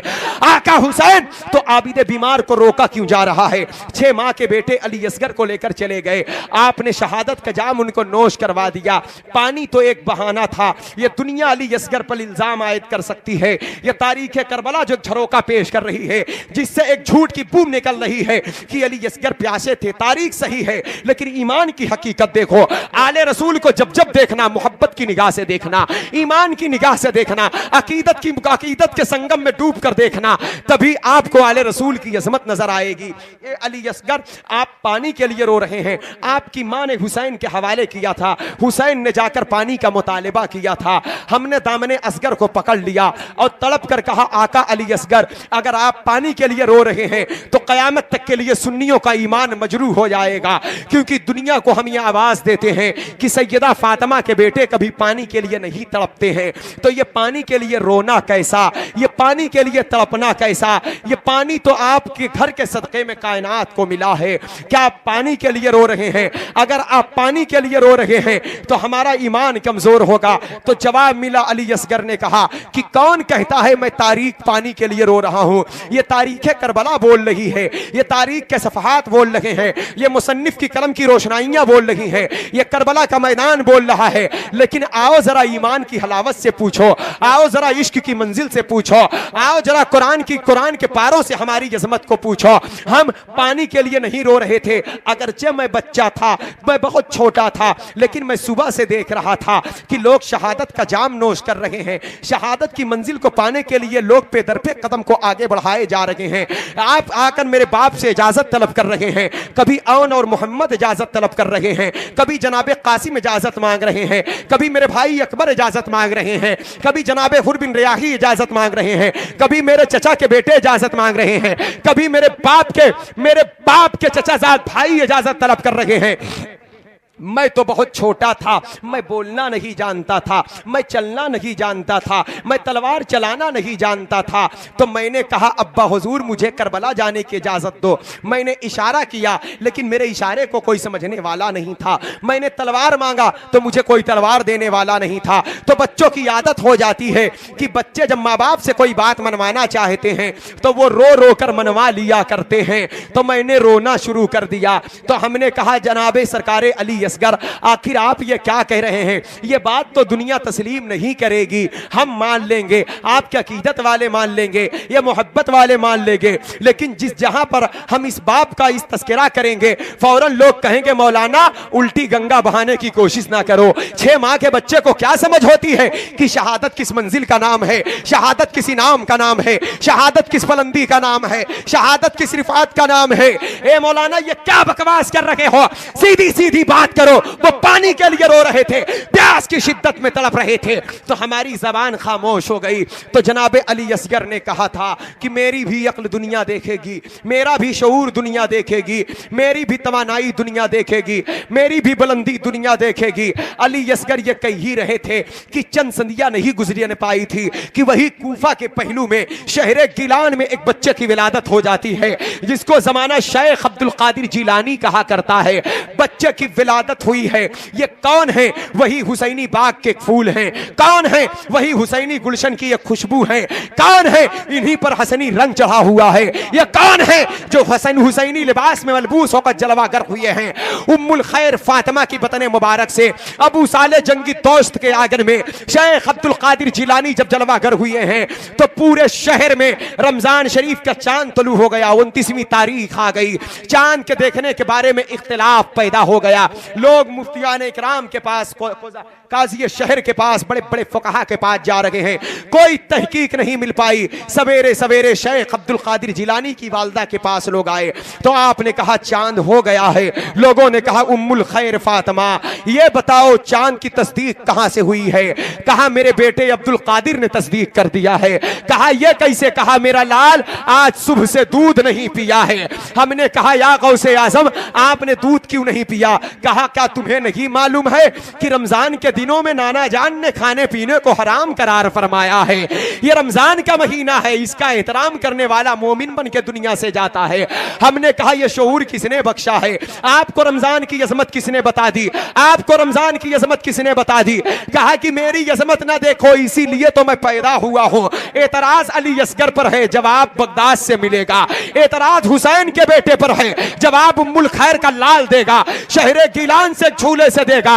अरे मैं तो बहुत दूर हो गया, कई नस्लों के बाद मैं पैदा हो रहा हूं, नस्लन दर नस्लन मैं पैदा हो रहा हूं। जिस अली असगर को प्यासा कहते हो वो हुसैन के करीब है, वो हुसैन की गोद में है, वो हुसैन की बदन की खुशबू है, वो हुसैन की बदन की खुशबू है, हुसैन की दामन की हवा है, हुसैन की आंख की रोशनी है, हुसैन की बाजुओं की कुव्वत है, हुसैन की दिल की धड़कन है। अरे जब मुस्तफा जान रहमत के बेटों को तुम देखोगे तो जब शहरे जिलान वाले अब्दुल कादिर का जवाब नहीं ला सकते तो करबला वाले अली असगर के समझ का जवाब कहां से लाओगे? उनके शऊर का जवाब कहां से लाओगे? नारे तकबीर, नारे रिसालत, जिक्र शुहदाए करबला, फैजाने इमाम हुसैन, नारे तकबीर। अक्ल, शऊर, समझ, इल्म, हिकमत, ये सारी चीजें हमारे घर की विरासत से कायनात में बटी है, हमारे घर की विरासत। बेशक बेशक। कोई अक्लमंद अगर होगा तो मेरे आका सल्लल्लाहु अलैहि वसल्लम के कदम नाज़रीन के ज़र्रात के जिसे सदके मिल जाए वो सबसे बड़ा अक्लमंद होगा। दुआ फरमाया था मौला अली शेरे खुदा ने, किसके लिए? सरकार इमाम आज़म अबू हनीफा के लिए। ये दुआ फरमाया था मौला कायनात ने।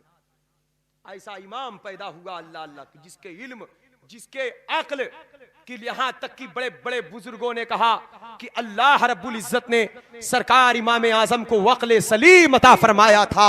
अगर उनकी अक्ल को एक पल्ले पर और उस जमाने के तमाम बाशिंदों की अक्ल को एक पल्ले पर रख दिया जाए तो तनहा इमाम आजम की अक्ल भारी। क्या बात है, वाह। तो जब अली जिसके लिए दुआ कर दे, जब उसकी अक्ल और हिकमत का ये आलम है, तो अली की बाग के फूल हैं, तो अली के लाल हैं, अली के लख्ते जिगर हैं। अली असगर पानी के लिए नहीं गए थे, शहादत के जाम के लिए गए थे, शहादत के जाम के लिए गए थे। हमने कहा हुसैन क्यों लेकर गए अली असगर को? छोटे थे, तलवार चलाना भी नहीं जानते। क्यों? इसलिए कि लोग देखें कि शहादत एक ऐसी मंजिल है कि बारगाहे नबी का बच्चा बच्चा इसे पीने के लिए बेताब नजर आता है। क्या बात है, तो जब बच्चे बच्चे बेताब नजर आते हैं तो सरकार आबिद बीमार को आका क्यों रोक रहे हैं आप? क्यों रोक रहे हैं आप? वो भी वही इजाजत मांग रहे हैं। रही बात खवातीन की हिफाजत की, तो किसी और को रोका जाता उनकी जगह पर। अगर बीमारी के बुनियाद पर इजाजत नहीं दी गई तो बच्चों को इजाजत क्यों दी गई? गोद में ले जाकर क्यों तीर का निशाना बने अली असगर जब गोद में लेकर आप गए? तो मेरे आका हुसैन ने फरमाया, बेटा आबिद बीमार, तेरी मंजिल मदीना है, मेरी मंजिल करबला।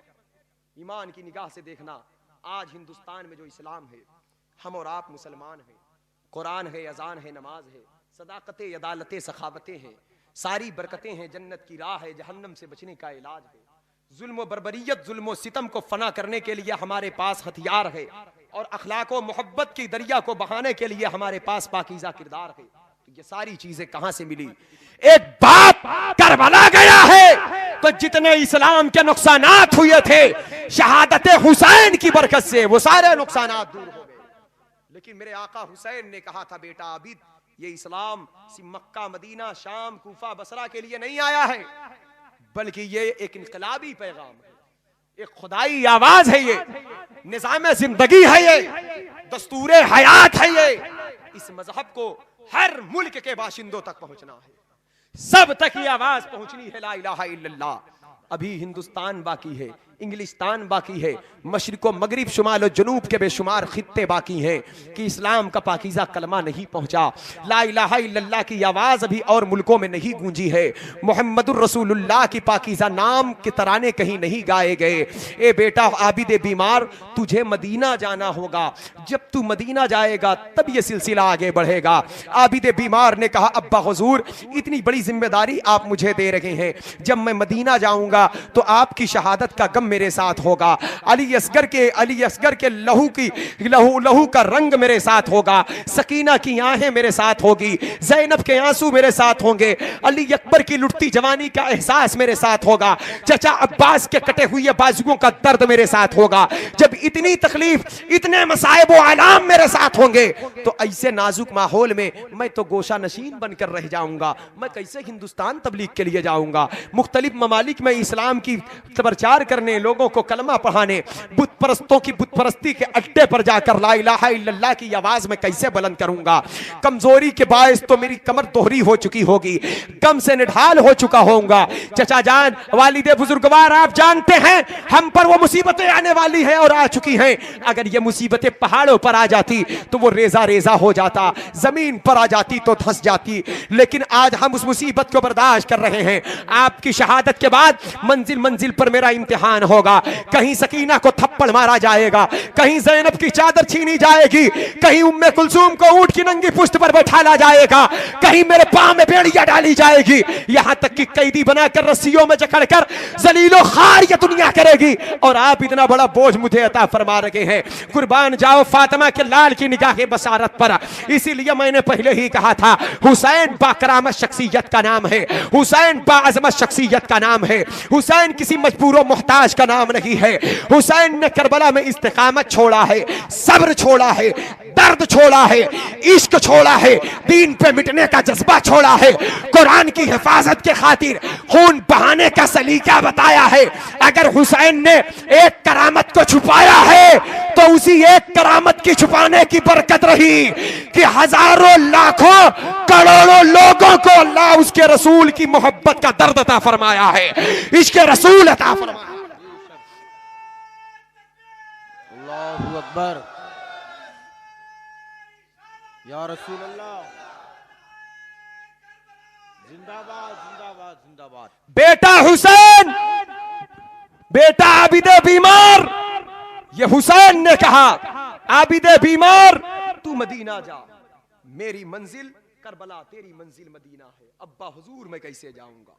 अगर नाना जान ये कहते हैं, अगर नाना जान ये कहते हैं कि मैं सारी कायनात को ऐसे देख रहा हूं जैसे अपने हाथ की हथेली पे पूरी हाथ की हथेली देख रहा हूं, और वही नाना जान का नवासा सरकार हुसैन आजम के बेटे सरकार गौसे आजम कहते हैं, मैं सारी कायनात को ऐसे देख रहा हूं जैसे अपने हाथ की हथेली पर राई के दाने को देख रहा हूं। वहां राई का दाना है, वहां पूरी हथेली है, बीच में हुसैन है तो क्या क्या देखे होंगे? बीच में हुसैन है तो क्या क्या देखे होंगे? यूं कह लो, अगर नाना जान मदीने की जमीन से कयामत तक के होने वाले वाकयात की खबर दे रहे हैं, तो नवासा भी करबला के मैदान से गरीब नवाज की आमद हिंदुस्तान में देख। बेटा आबिदे बीमार, तुझे हिंदुस्तान जाने की जरूरत नहीं है, तू करबला से मदीना चला जा। तेरी पेशानी में मुझे गौसे आजम नजर आते हैं, गरीब नवाज नजर आते हैं, महबूब इलाही नजर आते हैं, वारिसे देवा नजर आते हैं। सरकार आबिदे बीमार ने जब अपने कदम को बढ़ाया है दमिश्क की जमीन से, यजीदी दरबार से निकल करके, जैसे ही रखते सफर बांधा है मदीना पाक की तरफ, अब यहां पर आजमाइश, सब्र, शुक्र अदा करते हुए सारे इम्तिहान में कामयाबी हासिल करके रोज़े रसूल की तरफ, तो एक दर्द है, एक गम है, लेकिन अब गोशानशीनी इख्तियार करने वाले आबिदे बीमार, 1000 रकत नमाज़े नफल पढ़ने वाले आबिदे बीमार, शहादत हुसैन के बाद कभी भी न मुस्कुराने वाले आबिदे बीमार, जिनकी आंखें अश्कबार रही हो, वो आबिद जब जा रहा है तो हर कदम पर एक फूल नजर आ रहा है, हर कदम पर एक नूर नजर आ रहा है, हर कदम पर एक जलवा नजर आ रहा है। आज इस मुल्क में जो कुरान पढ़ा जा रहा है, आपको मानना पड़ेगा ये हमारे बुजुर्गों का सदका है। आज इस मुल्क में जो वज़ानें हो रही हैं, आपको मानना पड़ेगा ये हमारे बुजुर्गों का सदका है। अब जानते हो बुजुर्ग कैसे आए? जैसे जैसे आबिद के कदम बढ़ते जा रहे हैं, इस्लाम पूरे मुल्क में फैलता जा रहा है। आबिद के हर कदम पर हर मुल्क में इस्लाम फैल रहा है। आबिद का कदम उठा है तो कहीं गौसे आजम की जलवागरी है, आबिद का कदम उठा है तो कहीं गरीब नवाज नजर आते हैं, आबिद का कदम उठा है तो कहीं मशाइखे मारहिरा नजर आते हैं, कहीं मशाइखे मसऊली नजर आते हैं, कहीं मशाइखे बिलग्राम नजर आते हैं, कहीं मशाइखे कालपी नजर आते हैं। तो मेरे आला हजरत, हम सबके हजरत, हजरतों के हजरत, बड़े हजरत, आला हजरत अजीमुल बरकत ने अपने महबूब के बेटे के सफर को देखा कि जब वो करबला से मदीना जा रहा है तो कदम का जायजा लिया तो नूर की खैरात बट रही है, कदम का जायजा लिया तो इस्लाम की तबलीग का सिलसिला जारी है। तो आला हजरत पुकार पड़े हैं कि या रसूल अल्लाह, तेरी नस्ल पाक में है बच्चा बच्चा नूर का, तू है ऐने नूर, तेरा सब घराना नूर का। सुभान अल्लाह, सुभान अल्लाह, बेशक, अल्लाहू अकबर, या रसूल अल्लाह, जिंदाबाद। आप जानते हैं मेरे गरीब नवाज कौन है? मेरे गौसे आजम कौन है? सरकार गौसे आजम की वालदा सैयदा उम्मुल खैर फातिमा सरकार आबिदे बीमार की बेटी है। गौसे आजम के वालिद सरकार गयासुद्दीन रज़ी अल्लाह तआला अन्हु सरकार आबिदे बीमार के बेटे हैं। तो अगर उम्मुल खैर जैसी मां ना होती, उम्मुल खैर जैसी मां ना होती तो गौसे आजम जैसा बेटा कैसे होता? और अगर आबिदे बीमार जैसा बाप करबला में शहीद हो जाता तो अब्दुल कादिर जैसे बेटे का जन्म कैसे होता? गरीब नवाज जैसी करामत का ज़हूर कैसे होता? इसलिए बहुत बड़ा एहसान फरमाया मेरे आका हुसैन ने। एक आबिद को करबला से मदीना भेजा, तो करबला से जब मदीना भेजा है तो क्यों कह लो हिंदुस्तान में इस्लाम भेजा है, हिंदुस्तान में नमाज भेजा है, हिंदुस्तान में कुरान भेजा है, हिंदुस्तान में इबादत भेजा है, हिंदुस्तान में बुत परस्ती से नजात पाने का एक इलाज भेजा है। ये एक मेरे मुस्तफ़ा के बेटे की कदम की बरकतें रही। अल्लाह अल्लाह। सरकार इमाम आली मकाम रदी अल्लाह तआला अन्हु जब यजीदी लश्कर के सामने आए तो फिर यजीदियों को एक मरतबा बेनकाब किया था। मैं आपको बताऊं क्या नकाब किया था।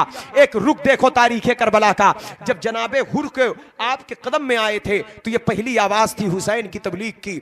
ऐ लोगों, मेरे हस्बो नसब को देखो, मेरे मौकिफ की सदाकत पर गौर खौस करने की कोशिश करो। वल्लाहि लज़ीम, खुदा की कसम, मेरे सिवा रसूलुल्लाह की बेटी का कोई दूसरा बेटा मौजूद नहीं है। तो जनाबे हुर ने कदमे हुसैन को चूमा था और कहा था, आका क्या आप मुझे माफ कर देंगे? मैं जहन्नमियों के साथ था, मैं पापियों के साथ था, मैं जालिमों के साथ था, मेरे ही वजह से आपको करबला तक आना पड़ा। ये बड़े जालिम है, मैं नहीं जानता था कि ये लोग आपके साथ इतना घिनौना बर्ताव करेंगे। मैं तो समझता था ये बात मामले में हल हो जाएगा बातों बात में, लेकिन सरकार मुझे माफ कर देंगे। तो सरकार इमाम ने कहा था, जनाबे हुर, मैं करीम इब्ने करीम हूँ, माफ कर देना, ये हमारे घर की परंपरा रही है, हमारे घर का दस्तूर रहा है। हम फिर सिर्फ यह देखते हैं इंसान नादिम हो जाए, इंसान तोबा करे, हमारी रहमत उसे अपनी आगोश में ले लेती है। अगर तोबा करते हो तो लो, कल मदीने की जमीन से मेरे नाना मुस्तफ़ा ने सहाबा को जन्नत जन्नत बांटा था। अबू बकर फिल जन्ना, उमर फिल जन्ना, उस्मान फिल जन्ना, अली फिल जन्ना, साद फिल जन्ना, अबू तलहा फिल जन्ना, जुबैर फिल जन्ना, 10 सहाबा को जन्नत की बशारत दिया था। और मेरे मुस्तफा ने इरशाद फरमाया है कि ये 10 सहाबी जन्नती हैं, हर सहाबी जन्नती, लेकिन इनको अलग अलग जन्नत की बशारत दिया मेरे मुस्तफा ने, जिनको अशराए मुबश्शरा कहा जाता है। कहते हैं मेरे आला हजरत कि वो 10 जिनको जन्नत का मुचदा मिला, उस मुबारक जमाअत पे लाखों सलाम। जिस मुसलमान ने देखा उन्हें एक नजर, उस नजर की बशारत पे लाखों सलाम। तो कल मदीने की जमीन से नाना मुस्तफा ने सहाबा को जन्नती होने का ऐलान किया था। यजीदियों सुनो, आज मैं हजरते हुर को जन्नत की बशारत दे रहा हूं। ये सुनकर हुर झूम गए और निकलकर लश्कर दुश्मन से मारा। हुर ने ये नारा कि देखो यूं निकलते हैं जहन्नम से खुदा वाले। ये आवाज करबला में हुसैन ने बुलंद किया था और ये आवाज आखिर दम तक करबला में बुलंद होगी। आखिर दम तक करबला से ये आवाज उठेगी। ये आवाज बार बार करबला से उठेगी। ये आवाज बार बार करबला की जमीन बोलेगी, बार बार पुकारेगी। जब तक हुसैन शहीद नहीं हुए तब तक ये आवाज उठते रही। यहां तक एक एक बच्चे शहीद हुए। फातिमा के लाल ने आज फिर उसी रुख को बदला है कि अली अकबर के कातिल, कासिम के कातिल, भाई अब्बास के कातिल, औन और मोहम्मद के कातिल, मेरे जानिसारों के कातिल, पूरे करबल की जमीन पर ढेर लगा दिया है।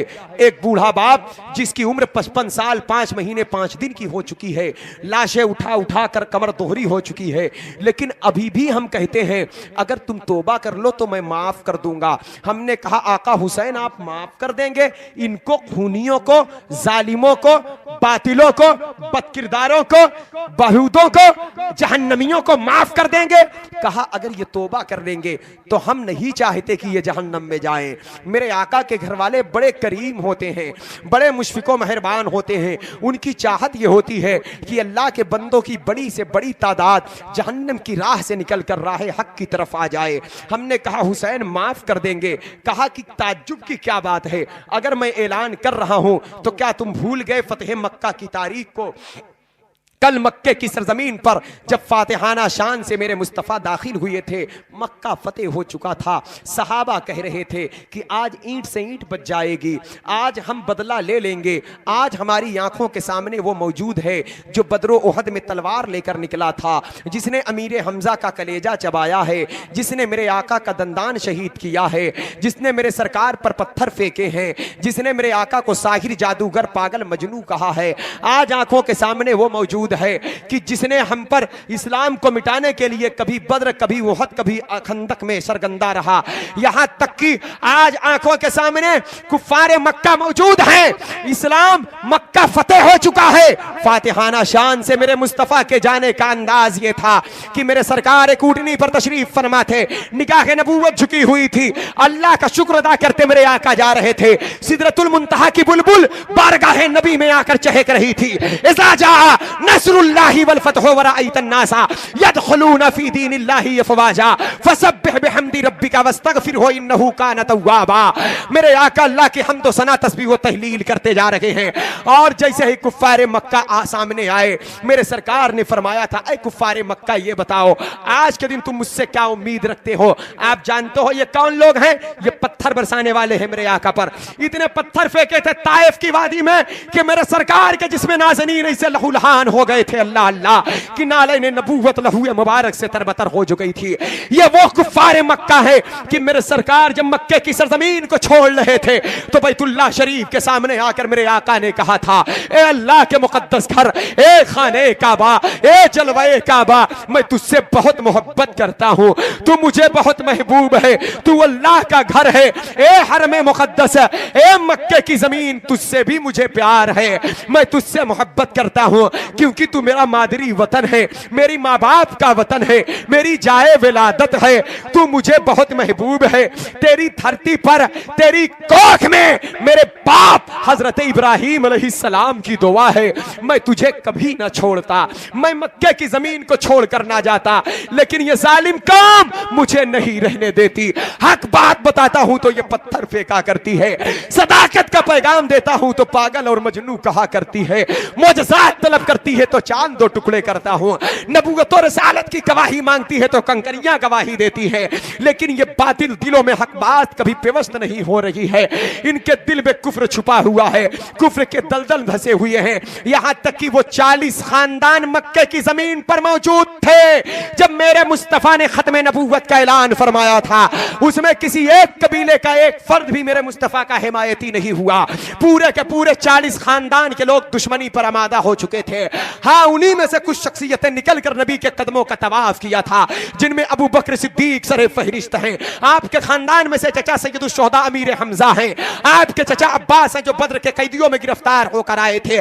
चंद ऐसे अफराद का तस्करा मिलता है। अब बाकी बड़े बड़े कबीले के लोग ईमान नहीं लाए थे। जो गरीब गुरबा मिस्कीन थे वो ईमान लाए थे नबी पर, नबी के कदमों का तवाफ कर रहे थे। तो मेरे मुस्तफा ने फरमाया मक्का में तुझे ना छोड़ता ये जमीन पर, लेकिन ऐसे जालिम लोग बसे हुए हैं जो मुझे रहने नहीं देते।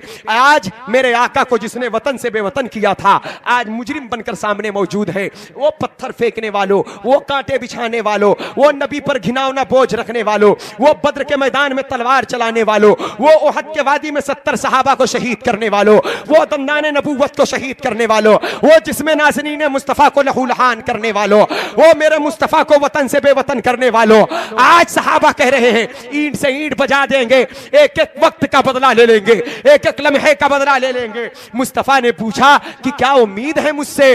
तो तमाम लोगों ने कहा था आप करीम इब्ने करीम हैं, आप सखी इब्ने सखी हैं, आपसे रहमत की तवक्को है, आपसे भलाई की उम्मीद है। तो मेरे आका ने फरमाया जो मुझसे उम्मीद रखते हो बेहतर उम्मीद है। ला तसरीबा अलैकुमुल यौम, आज के दिन मैं सबको माफ कर रहा हूं। सहाबा की आंखें खुली की खुली रह गई। आका इनको माफ कर रहे, काफिरों को, बुत परस्तों को, मुशरिकों को, तकलीफ देने वालों को माफ कर रहे मेरे मुस्तफा आप। आका फरमाते सिर्फ यही देखकर हैरान हो मेरे सहाबा, अल्लाह ने मुझे रहमत बनाकर भेजा है, रहमतुल लिल आलमीन हूं मैं।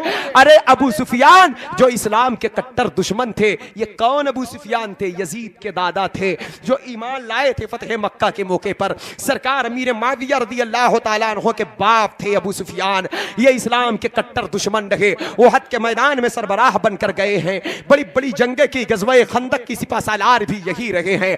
कुफ्फारे मक्का को इनसे बड़ी ताकत और कुव्वत मिलती रही।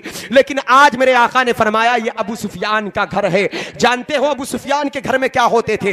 गंदी सियासत रची जाती थी। मुसलमान को तकलीफ कैसे पहुंचाई जाए, ये मंसूबे अबू सुफियान के घर में बनते थे। मुसलमानों को दुनिया से मिटाने के मंसूबे अबू सुफियान के घर में गढ़े जाते थे। इस्लाम और कुरान को मिटाने की साजिशें अबू सुफियान के घर में रची जाती थी। लेकिन आज मदीने के ताजदार ने इरशाद फरमा दिया, ए अबू सुफियान तुम्हारा घर आतंकवादियों का अड्डा है, दहशतगर्दों का अड्डा है। लेकिन एक कुफ्फारे मक्का सुनो, आज तक जो मकान आतंकवाद का अड्डा रहा, आमिना का लाल आज उसे अमन का घर करार दे रहा है। आज अबू सुफियान के घर में जो दाखिल हो उसके लिए अमान है, उसके लिए नजात है, उसके लिए आजादी है। आज लोग कहते हैं इस्लाम आतंकवाद फैलाया है। बदअकीदों के गले को नोच लेना, जबान काट लेना हरामखोरों की जो जालिम कौम कहे मेरा नबी तो वो पाक पैगंबर, वो रहमत की दरिया बहाने वाला नबी है कि जहां पर आतंकवादी रहते हो वहां पर अमन और सुकून वाले रहने लगे। सरकार के ये रहमो करम देखकर कुफ्फारे मक्का नबी के कदमों पे झुक पड़े और सरकार के कदम मुबारक को चूम करके कलमा पढ़ा, इस्लाम कबूल किए, तौबा किया अपने घिनौने करतूत से। आज फतेह मक्का की ये तारीख का एक जायजा रहा। लेकिन करबला का मैदान चंद ही बरसों के बाद जब वो मारका पेश आया है तो फातिमा के लाल ने मक्के की जमीन से हरम मुकद्दस को अपने हाथों से पकड़ करके उठा कर करबला में रख दिया। ऐ लोगों देखो, मैं करीम इब्ने करीम सखी इब्ने सखी हूं। कल फतेह मक्का के मौके पर मेरे नाना मुस्तफा ने काफिरों को माफ किया था, अबू सुफियान को माफ किया था, अमीर हमजा का कलेजा चबाने वाली हिंदा को माफ किया था, हजरत बिलाल और सुहेब रूमी को तकलीफ देने वाले जालिमों को माफ किया था। लेकिन आज मैं तुम्हें माफ कर दूंगा। ये हुसैन क्या माफ कर दोगे? कहा हाँ, अली अकबर के कातिल को, कासिम के कातिल को, अब्बास के कातिल को। हजरत हुर की रूह पुकार पड़ी कि हाँ ये माफ कर देंगे, ये बड़े करीम हैं, जिस तरह मुझे माफ किया है इसी तरह तुम्हें भी माफ कर देंगे। तौबा का दरवाजा खुला हुआ है, जन्नत इनके कदमों में मचल रही है, जन्नत इनके आगोश में है, जन्नती जवानों के सरदार ये हैं, इनके घर का दस्तूर यही रहा है, ये माफ कर देंगे। माफी मांगने वाला तो कोई हो। इतने में हुसैन ने कहा, खूनियों, कल फतह मक्का के मौके पर मेरे नाना मुस्तफा ने काफिरों को माफ किया था, आज मैं खूनियों को माफ कर दूंगा। ये दावत क्यों दिया था हुसैन ने? इसलिए एक उम्मीद थी, एक आस लगी हुई है कि वो काफिर थे, बुतों को पूजने वाले, जब रहमो करम को देखे तो कलमा पढ़ लिए। ये तो मुसलमान हैं, जरूर इनका दिल पसीजेगा। तौबा का दरवाजा खुला है, अभी जिंदा हैं, अभी मैं माफ करने वाला हूं, अभी ये राह हक पर आ सकते हैं। लेकिन आप जानते हैं कि काफिर दो किस्म के होते हैं, एक छुपा काफिर, एक खुला काफिर। मैं खुलकर यजीदियों को काफिर नहीं कहूंगा, इसलिए मैं सरकार इमाम आजम का मुकल्लिद, इसलिए खुलकर तो नहीं कहूंगा, लेकिन उनके दिल में कुफ्र जरूर छुपा है। उनका काम काफिराना, किरदार काफिराना, बात काफिराना, चाल काफिराना, अदा काफिराना। तो ये छुपे काफिर, एक खुला काफिर, एक छुपा काफिर। खुले काफिरों से खतरा कम होता है, वो जब आएंगे आप पहचान जाएंगे उनको, वो जब आएंगे आपको तो आप देख के दूर हो जाएंगे उनसे। भाई खुला काफिर है, उसके पीछे नमाज पढ़ेंगे, पंडित जी है, अगर कोई जी जी जी चंदन लगाया, कोई अपने लिबास से, कोई पादरी है, कोई गलत गैर धर्म का मानने वाला, तो उसकी इक्तिदा में नमाज पढ़ने का सवाल ही नहीं।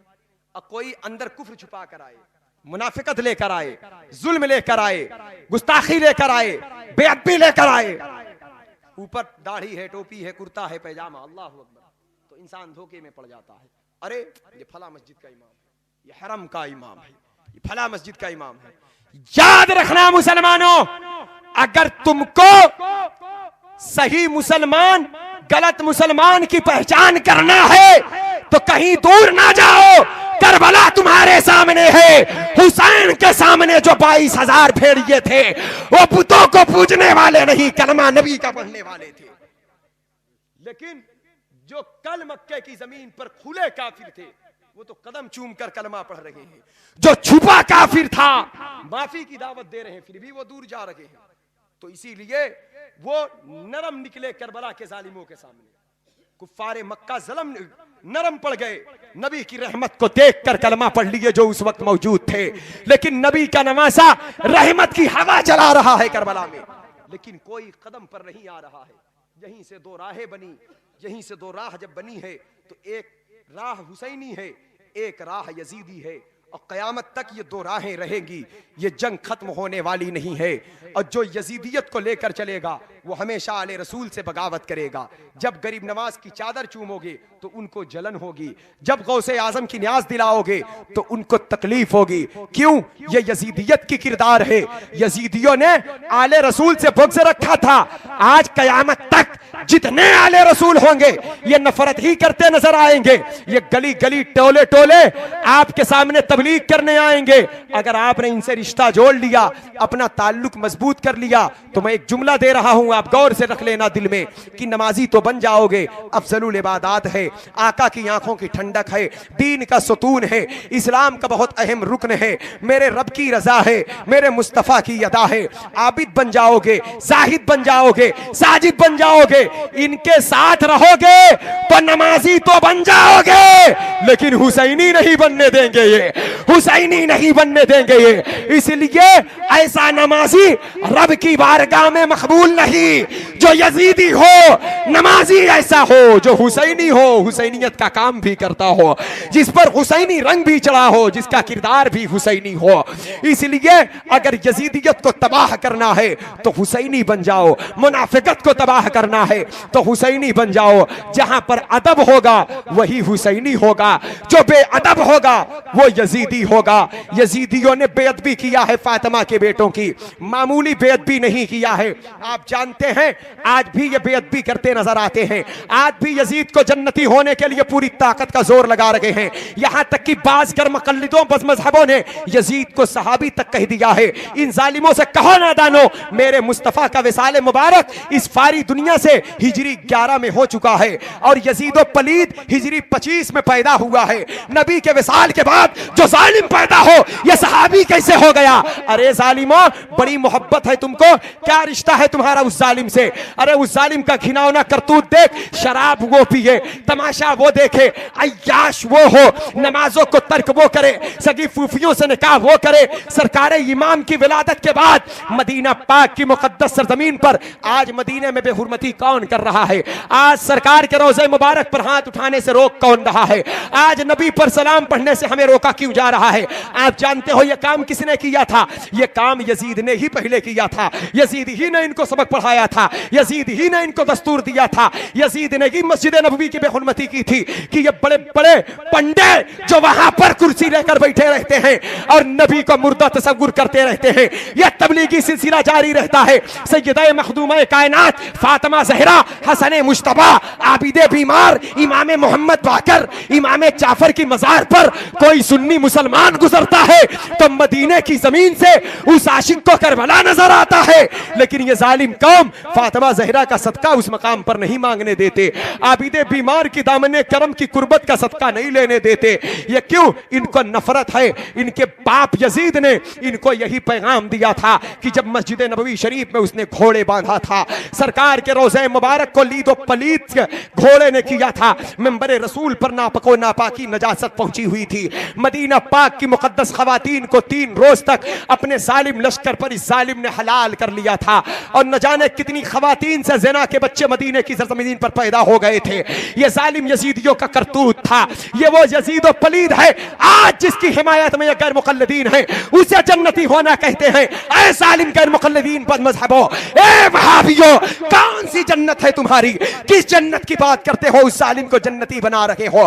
पूछो सरकार अब्दुल्ला इब्न जुबैर से जो मक्के की सरजमीन पर हैं। मदीना से जी नहीं भरा जालिमों का, मक्के की जमीन पर पहुंच गए। इतना ज्यादा पत्थर की बरसात किया है खाने काबा में कि हरम काबा का सहन पत्थरों से भर गया। गिलाफे काबा में आग लगवा दिया था जालिमों ने। पूरा काबा शरीफ 3 दिन तक बेपर्दा पड़ा रहा, गिलाफ को जला दिया था काबा शरीफ का। हजरत इस्माइल अलैहिस्सलाम के कुर्बानी के एवज में जो दुम्बा आया था बतौर बरकत, गुम्बे की सींग खाने काबा में रखी हुई थी, वो भी जल गई थी। ये जालिम कौम इसी यसना में अल्लाह का अजाब नाजिल हो गया।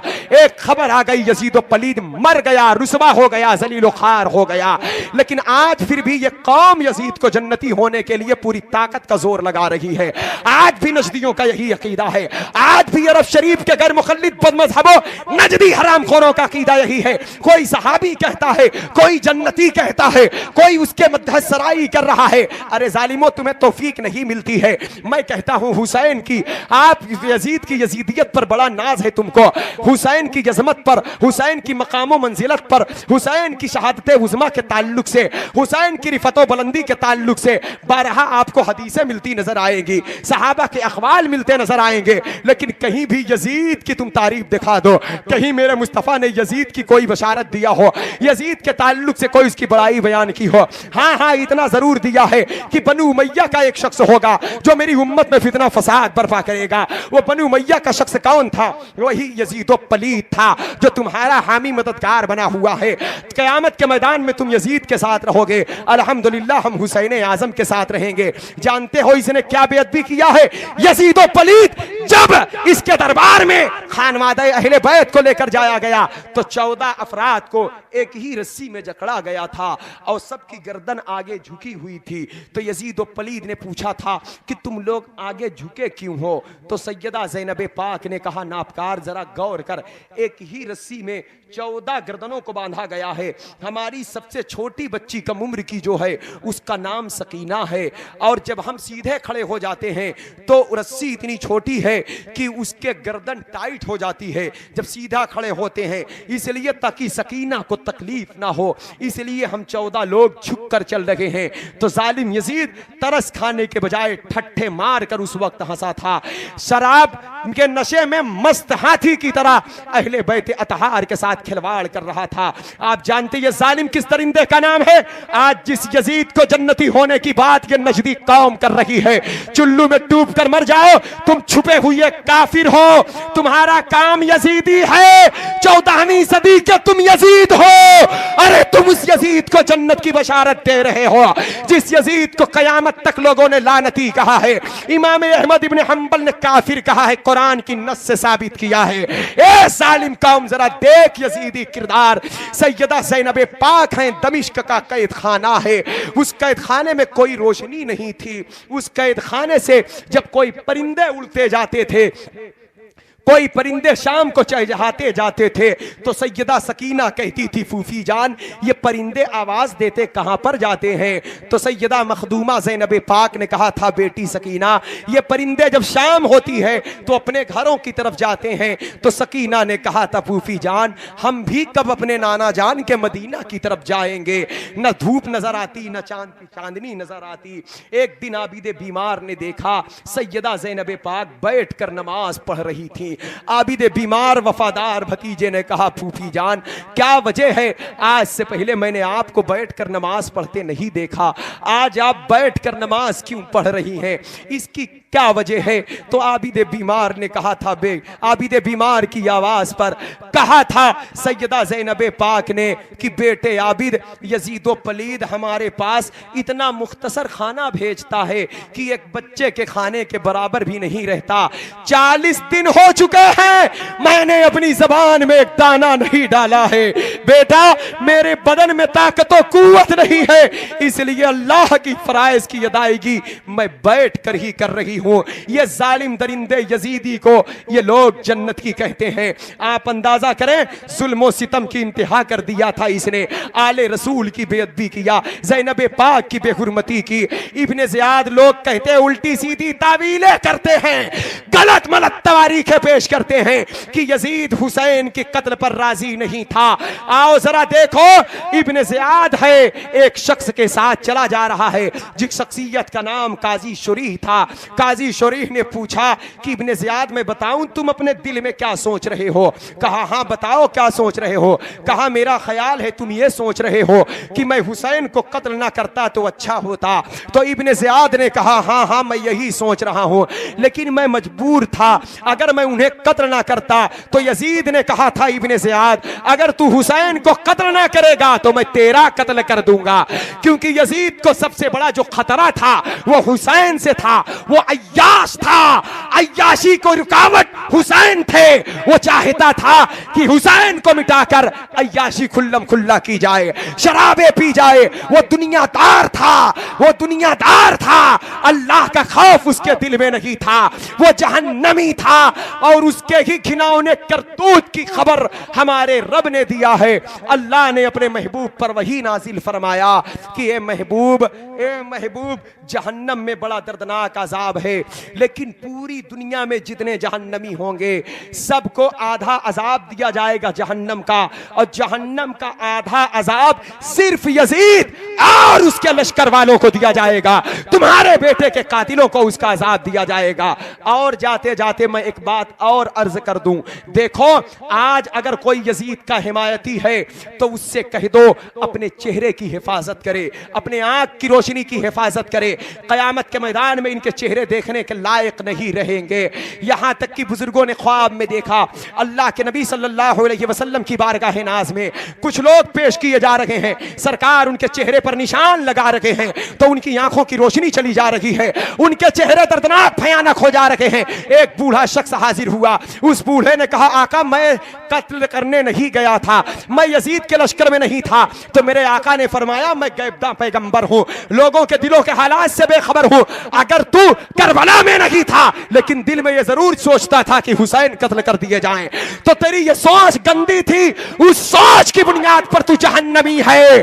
तो पता क्या चला, कयामत तक जो लोग यजीद के हामी हैं, उसकी हिमायत की बुनियाद पर यजीद के साथ जहन्नम में होंगे, और जो लोग हुसैनी है, इस मोहब्बत की बुनियाद पर हुसैन के साथ वो जन्नत में दाखिल होंगे। दश्ते बला को अर्श का जीना बना दिया, जंगल को मुस्तफा का मदीना बना दिया, हर जर्रे को नजफ का नगीना बना दिया, तूने हुसैन मरने को जीना बना दिया। हुसैनियत जिंदा दिली का नाम है, हुसैनियत हक़गोई बेबाकी का नाम है, हुसैनियत मोहब्बत और शराफत का नाम है, हुसैनियत इश्क रसूल का नाम है, हुसैनियत अदब व ताज़ीम का नाम है, हुसैनियत तिलावत कुरान का नाम है, हुसैनियत ज़िक्र अस्कार का नाम है। अल्लाह की रज़ा हुसैन है, मुस्तफ़ा की यदा हुसैन है, कब्र की रोशनी हुसैन है, क़यामत में नबी रहमत की चादर का साया हुसैन है। इसलिए अभी वक्त है इंसान हुसैनी बन जाए और सिद्के दिल से तौबा करे और आपके पाकीज़ा किरदार अफ़आल पर अमल करे।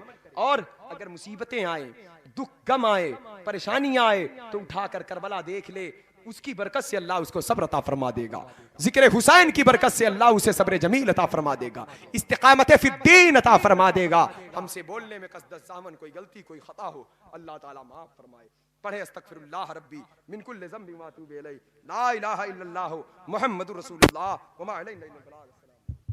आज का ये खूबसूरत ये अजीमुशान इजलास जो हमारे मद्दाह ने मुस्तफ़ा अपने कलाम से नवाजे और हजरत के खूबसूरत खिताब आपने सुना, इस प्रोग्राम की रिकॉर्डिंग हो रही है। इसकी सीडी अंबा पर मस्जिद के पास करामत रिकॉर्डिंग सेंटर से हासिल कर सकते हैं। आप इस कैसेट को अंबा मस्जिद के पास करामत अली से इस कैसेट को हासिल कर सकते हैं।